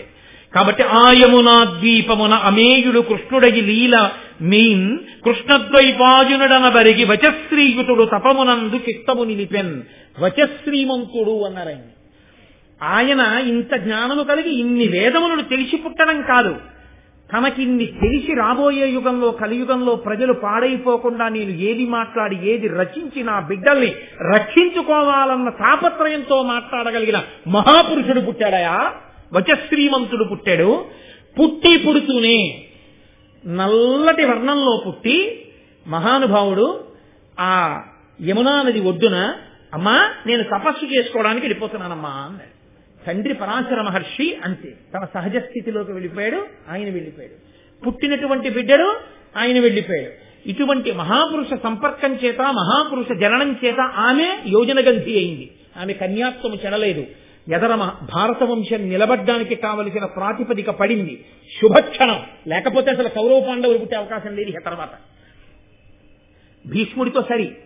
ఆ భీష్ముడి సంతతి పెరిగితే ఏమో కథ ఎలా ఉండేదో. భీష్మ ప్రతిజ్ఞ చేయించి భీష్ముడినంత మహాత్ముడిగా నిలబెట్టింది. మళ్ళీ ఆ భీష్ముడు అలా నిలబడకపోతే, దీర్ఘాయుష్వంతుడు కాకపోతే వశిష్ఠ మహర్షి శాపం నిలబడదు. వశిష్ఠ మహర్షి యొక్క వాక్కు నిలబడ్డానికి ఇదిగో ఈ మహాత్ముడి ఇప్పుడు పుట్టాడు. పుట్టి ఆయన తపస్సు చేసుకోవడానికి ఎడుతుంటే ఆయన్ని కృష్ణద్వైపాయనుడు అని పిలిచారు. అక్కడ వనంలో పుట్టి వెంటనే తపస్సుకు వెళ్ళిపోయాడు కాబట్టి ద్వీపంలో కృష్ణద్వైపాయనుడు అని పేరొచ్చింది. కాబట్టి అటువంటి మహానుభావుడై ఆయన ఆ వ్యాసుడు తపస్సుకి వెళ్ళిపోయాడు. వెళ్ళిపోయిన తరువాత, నాయనా నువ్వు నన్ను అడిగావు కదా ఎందుకు జరిగింది భారత యుద్ధం, అసలు ఎందుకు చెప్పిన మాటలు వినలేదని కదా నువ్వు అడిగావు. ఈ భూమికి భారం పెరిగిపోయింది పాపుల చేత. భారం పెరిగిపోతే భూదేవి ఏడ్చింది. ఈ లోకంలో పాపభారం పెరిగిపోతోంది, దీన్ని నిర్మూలించడానికి దేవతాంశలు రావాలి, శ్రీమన్నారాయణుడు కదిలి రావాలి, వచ్చి పాపభారాన్నంతటినీ పోగొట్టాలి అని. అంటే తప్పకుండా అలాగేనని వరం ఇచ్చారు. ఇప్పుడు ఎంత పాపభారం పెరిగి ఉన్నదో తెలుసా అండి ఆ సమయంలో? అది పోగొట్టడానికి ఒక్క పరమేశ్వరుడు వస్తే సరిపోదు, దేవతలందరూ అంశలతో కదిలి రావాలి. అందుకని దేవతలందరూ కదిలి వచ్చారు. దేవతాంశలలో వచ్చినటువంటి వారు కొందరు, రాక్షసాంశలలో పుట్టేసిన వారు కొందరు. ఇప్పుడు రాక్షసాంశలలో పుట్టిన వాళ్ళందరూ దేవతాంశలలో పుట్టిన వాళ్ళ వల్ల చచ్చిపోవాలి. చచ్చిపోతే భూభారం తీరుతుంది. అయితే మహాభారతంలో గొప్పతనం ఏమిటో తెలుసా అండి? దేవతాంశలలో ఉన్న వాళ్ళు రాక్షసాంశలలో ఉన్న వాళ్ళ దగ్గరికి వెళ్ళి నిలబడి యుద్ధం చేశారు. భీష్ముడు దేవతాంశలో వచ్చినవాడు, ద్రోణుడు బృహస్పతి అంశ. వీళ్ళందరూ వెళ్ళి కౌరవుల వైపు నిలబడ్డారు, దుర్యోధనుడి పక్కన నిలబడి యుద్ధం చేశారు. దేవతాంశలలో పుట్టిన వాళ్ళు పాండవుల పక్కన నిలబడాలా, కృష్ణుడున్న వైపు నిలబడాలా, వ్యతిరేక వర్గంలో వెళ్ళి దుర్యోధనుడి వైపు నిలబడి యుద్ధం చేస్తారా? అలా ఎందుకు చేశారు? అదో పెద్ద ధర్మ సంబంధమైన అనుమానం కదండి. అంటే మీకు నేను ఒక ఉదాహరణ చెప్పవలసి ఉంటుంది. మంట రాజుకోవాలి అంటే ఏం చేస్తాం? మీరు ముందు మీ కళ్ళకి మంట కలిగినా, మీకు ఖేదం కలిగినా ఆ పొగని భరిస్తూ ఓ గొట్టం పట్టుకుని అని మంట దగ్గరికి వెళ్ళి ఊదాలి.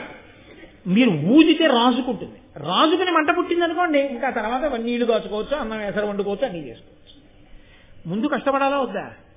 దుర్యోధనుడు యుద్ధానికి వచ్చి నిలబడాలి అంటే భీష్ముడు, ద్రోణుడు, కృపుడు అందరూ వెళ్ళిపోయారు అనుకోండి, వాడు యుద్ధం చేయడు. ఎవరిని చూసుకుని యుద్ధం చేయనంటే, ఎవరిని చూసుకుని యుద్ధం చేయనని యుద్ధం చేయడం మానేశాడు అనుకోండి, పన్నాగాలు పన్నుతూనే ఉంటాడు. ఎప్పుడు ఎలా రాక్షసాంశలు పోవడం? రాక్షసాంశలు దేవతాంశలతో తలబడాలంటే వాడికి ధైర్యం కలగడానికి కొన్ని దేవతాంశలు తమ స్వరూపమునందు మార్పు లేకుండానే వెళ్ళక నిల్చోవాలి. అందుకు నిల్చున్నాడు భీష్ముడు, ద్రోణుడు. అది మహాభారతంలో అత్యంత చమత్కారం. అందుకని భీష్మద్రోణులు నించున్నారు తప్ప చేత కాకో దుర్యోధనుడు మోచేతి నీళ్ల కోసమో వెళ్ళి నిలబడ్డవాళ్ళు కాదు, ఊదడం కోసం పొయ్యిని నించున్నారు. అందుకని వాళ్ళు అక్కడ నిలబడకపోతే ఆ యుద్ధంలో వాళ్ళు పడరు రాక్షసులు. అందుకని కొంతమందిని నించోబెట్టవలసి వచ్చింది కృష్ణ భగవానుడు. కాబట్టి మహానుభావ ఎలా పుట్టారో తెలుసా? పుట్టిన వాళ్ళందరూ అదిగో కృష్ణ భగవానుడు జన్మించాడు. యాదవ వంశంబున జగదాదిజుడగు విష్ణుదేవులంశంబున ఉత్పాదిల్లే కృష్ణుడు అపగత ఖేదుడు వసుదేవ దేవకీ దేవులకు. అపగత ఖేదుడు అంటే అసలు దుఃఖమే లేనివాడు, ఎన్నడూ దుఃఖం లేనటువంటి పరమాత్మ ఈ లోకంలో ధర్మాన్ని స్థాపించడం కోసం దేవకీ వసుదేవులకి కుమారుడిగా పుట్టాడు. ఆ తర్వాత శ్రీ వెలుగ రోహిణికి వసుదేవున కుదయించి విష్ణు దేవాంశమునన్ భూవంజుడనంతుడు బలదేవుండు ప్రళంబ ముఖ్య దితిజాంతకుడై. ప్రళంబుడు మొదలైనటువంటి రాక్షసుల్ని సంహరించడానికి ఆదిశేషుడు బలరాముడి అనబడేటటువంటి పేరుతో ఆదిశేషుని యొక్క అంశ బలరాముడిగా రోహిణీ వసుదేవులకు జన్మించింది. సనత్కుమారుడు ప్రద్యుమ్నుడిగా వచ్చాడు. 16,000 మంది అప్సరసలు గోపికలుగా వచ్చారు.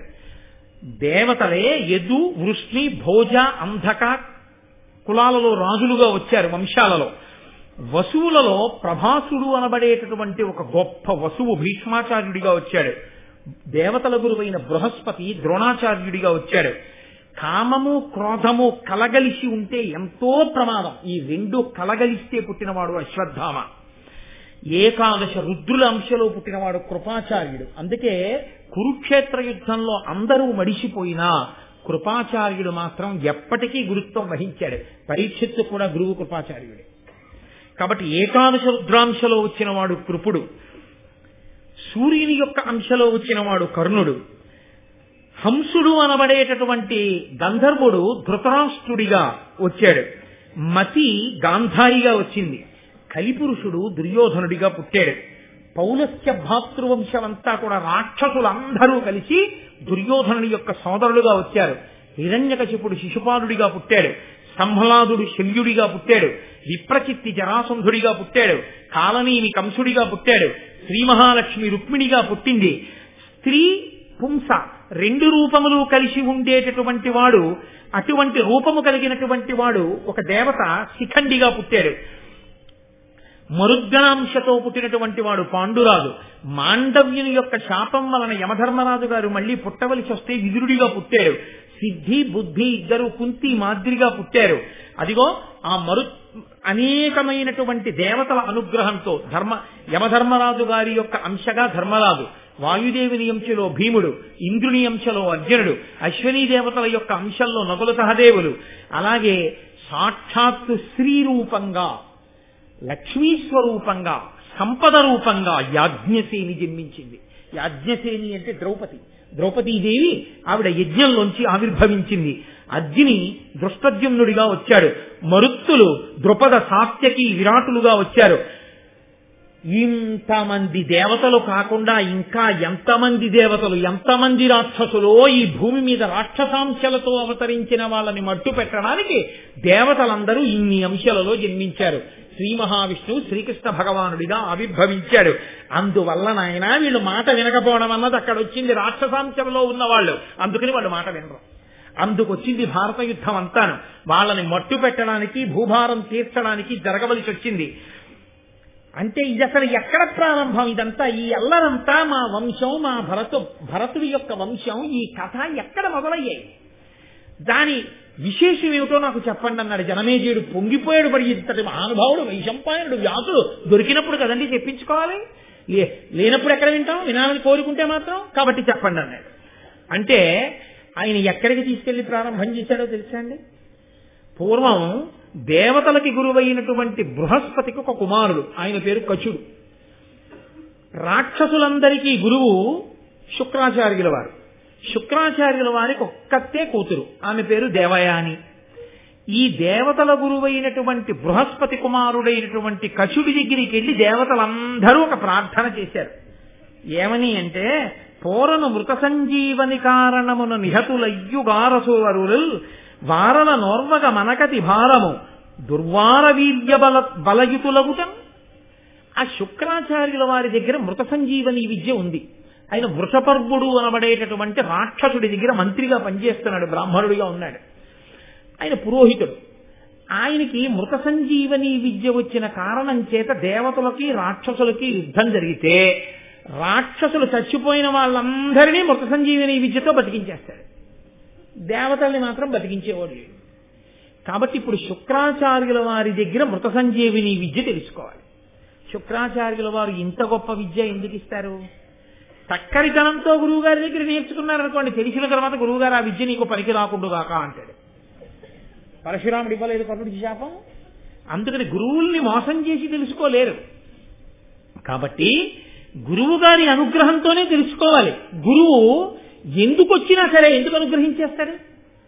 గురు శుశ్రూష త్రికరణ శుద్ధిగా చేస్తే గురువు అనుగ్రహించేస్తాడు. కాబట్టి నువ్వు వెళ్ళి చెప్పు, నేను బృహస్పతి కుమారుణ్ణని, దేవగురువు యొక్క కొడుకునని చెప్పు. చెప్పి నువ్వు బాగా శుక్రాచార్యుల వారి సేవ చేయి. శుక్రాచార్యుల వారి సేవ ఒక్కటి చేస్తే సరిపోదు. శుక్రుడి ప్రీతంతా తన ఒక్క కూతురు దేవయాని మీద ఉంది. దేవయాని ప్రేమ కూడా చూరగొను. ఇప్పుడు దేవయాని ప్రేమ కూడా నువ్వు పొందితే, దేవయాని చెప్తే ఏదో ఒక కారణం చేత నీకు మృత సంజీవని దొరుకుతుంది ఆ విద్య. కాబట్టి త్రికరణ శుద్ధిగా ఇద్దరినీ సేవించు, గురువుగారి కూతుర్ని కూడా. అంటే తప్పకుండా చేస్తానని కచుడు శుక్రాచార్యుల వారి దగ్గరికి వెళ్ళాడు. ఎవరైనా? బృహస్పతి కొడుకు. బృహస్పతి ఎవరు? దేవతల గురువు. వెళ్ళి దాపరికం లేదు, ఉన్నదున్నట్లు మాట్లాడాడు శుక్రాచార్యుల వారితో. ఆయన అన్నాడు, ఏను కచుండనువాడ మహానియమ సమన్వితుడా బృహస్పతి సుతుడన్ మానుగ వచ్చితి నీకును భానునిభా శిష్యవృత్తి పనిచేయంగన్. నేను చాలా నియమములు కలిగినటువంటి వాణ్ణి, దేవగురువు అయినటువంటి బృహస్పతి కుమారుణ్ణి, నన్ను కచుడు అంటారు. నేను నీకు సేవ చేసి నీ దగ్గర విద్యలు నేర్చుకోవాలని వచ్చాను. కాబట్టి మీకు సేవ చేసే అదృష్టం నాకు ఇవ్వండి అని అడిగితే మనం ఏమనుకుంటామంటే, శుక్రుడు వికటాట్టహాసం చేస్తాడు, ఏం మీ నాన్న చేత కాలేదా అని అడిగిరికి పంపించాడా, మీ నాన్న చెప్పలేకపోయాడా అంటాడని మనం అనుకుంటాం. కానీ గురువు అన్నవాడు ఎంత గొప్పగా ఉంటుందో చూడండి ఆయన హృదయం. శుక్రాచార్యుల వారు అన్నాడు, బృహస్పతి మహానుభావుడు. బృహస్పతికి నమస్కరించడం ఒకటి, నీ వంటి వాణ్ణి ప్రేమతో చూడడం ఒకటి కాదు, గురుపుత్రుడు. కాబట్టి నాయన సంతోషంగా రా, నీ మాటలు మృదువచనములు నాకెంత నచ్చాయో, చక్కగా ఆశ్రమంలో ఉండి నా దగ్గర విద్యలన్నీ నేర్చుకో అన్నాడు. అది ఆయన సహృదయం అంటే. అందుకు కదండి ద్రోణాచార్యుల వారు గురుత్వం వహిస్తే ప్రపంచం నలుదిక్కుల నుంచి వచ్చి ద్రోణాచార్యుల వారి దగ్గర చదువు నేర్చుకున్నారు ఆ రోజుల్లో. గురువు అంటే అన్ని జ్యోతులు వెలిగించారు మహానుభావులు. కాబట్టి ఆ కచుడు పని ఏమి పంచిన బదపడి చేసదనక తన్ పంచిన యా క్షణంబ చేయుచు నిజగురు చిత్తవృత్తికి కడుననుకూలుడై వినయంబుతోడా మనమున జయ్యుల మాటల భక్తి నేకాకారుడై మరి అంతకంటే దేవయానికి సువిధేయుడై ప్రియహిత భాషణముల పుష్ప ఫల విశేష దానములను సంతత ప్రీతి చేయుచు ఆ విధమున పెక్కులేండ్లు నిష్ట గురుని గురు తనూజగొలిచి ఆ ఇరువుర నిమ్మి పడసే తనదు నేర్పు పేర్మి. ఆ వెళ్ళినటువంటి కచుడు ఎప్పుడైనా ఆ శుక్రాచార్యుల వారి పిలిచి, నాయన వెళ్ళి దర్భలపట్రా అంటే, గురువుగారు బయట బాగా మబ్బేసింది, వర్షం వస్తోందేమో, రేపు ప్రొద్దున వెళ్ళి తీసుకొస్తానండి అని ఎప్పుడు అనలేదు. ఆయన కాదు, ఆయన కూతురైన దేవయాని పిలిచి, ఏమయ్యా వెళ్ళి పువ్వులు పట్టరా అంటే వెంటనే వెళ్ళి పట్టుకొచ్చేవాడు. ఎలా? ఆయన దగ్గర ఎలా అయినా మృత సంజీవిని విద్య కొట్టేసి పట్టుకెళ్ళిపోదామనేటటువంటి కాపట్యంతో కాదు, త్రికరణ శుద్ధిగా గురువు గారు అని నమ్మి నేను సేవ చేస్తున్నాను కాబట్టి ఆయన అనుగ్రహించి మృత సంజీవని ఇస్తారు. కాబట్టి నేను ఆయన్ని అలాగే సేవిస్తానని త్రికరణ శుద్ధిగా సేవించాడు. ఫలములు తెమ్మంటే ఫలములు తెచ్చాడు, పుష్పములు తెమ్మంటే పుష్పములు తెచ్చాడు, సమిధలు తెమ్మంటే సమిధలు తెచ్చాడు. వాళ్ళిద్దరి యొక్క అపారమైన ప్రీతిని పొందాడు. ఇప్పుడు వాళ్ళిద్దరి అపారమైన ప్రీతిని పొందినప్పటికీ మృత సంజీవని ఈయన చేతుల్లోకి రావడానికి కథ ఎన్ని మలుపులు తిరగాలో, ఆ భరతవంశం ఎలా రావాలో, ఎక్కడ ప్రారంభమైందో, ఎన్ని మలుపులు తిరుగుతుందో, ఎన్ని ధర్మాలుంటాయో, ఎంత ఆశ్చర్యమో రేపటి రోజున మనం మహానుభావుడు వ్యాస భగవానుని అనుగ్రహంతో వైశంపాయనుడి చెప్పగా నా చేత చెప్పించి నన్ను ధన్యుణ్ణి చెయ్యుగాక అని ప్రార్థన చేస్తూ మళ్ళీ తిరిగి రేపు సాయంకాలం 6:30 కలుసుకుందాం. మంగళాశాసన పరై పదాచార్య పురోగమై సర్వైశ్చ పూర్వైరాచార్యై సత్కృతాయ అస్తు మంగళం. మంగళం కోసలేంద్రాయ మహనీయ గుణాత్మనే చక్రవర్తి తనూజాయ సర్వభౌమాయ మంగళం. ఉమాకాంతాయ కాంతాయ కామితార్థప్రదాయినే శ్రీగిరీశాయ దేవాయ మలినాథాయ మంగళం. కరచరణకృతం వా కర్మవాక్కాయజం వా శ్రవణనైనజం వా మనసం వాపరాధం విహితం వా సర్వమేత్తక్షమస్వ శివ శివ కరుణాబ్ధే శ్రీ మహాదేవ శంభో. సర్వం శ్రీ ఉమామహేశ్వర పరబ్రహ్మార్పణమస్తు. స్వస్తి.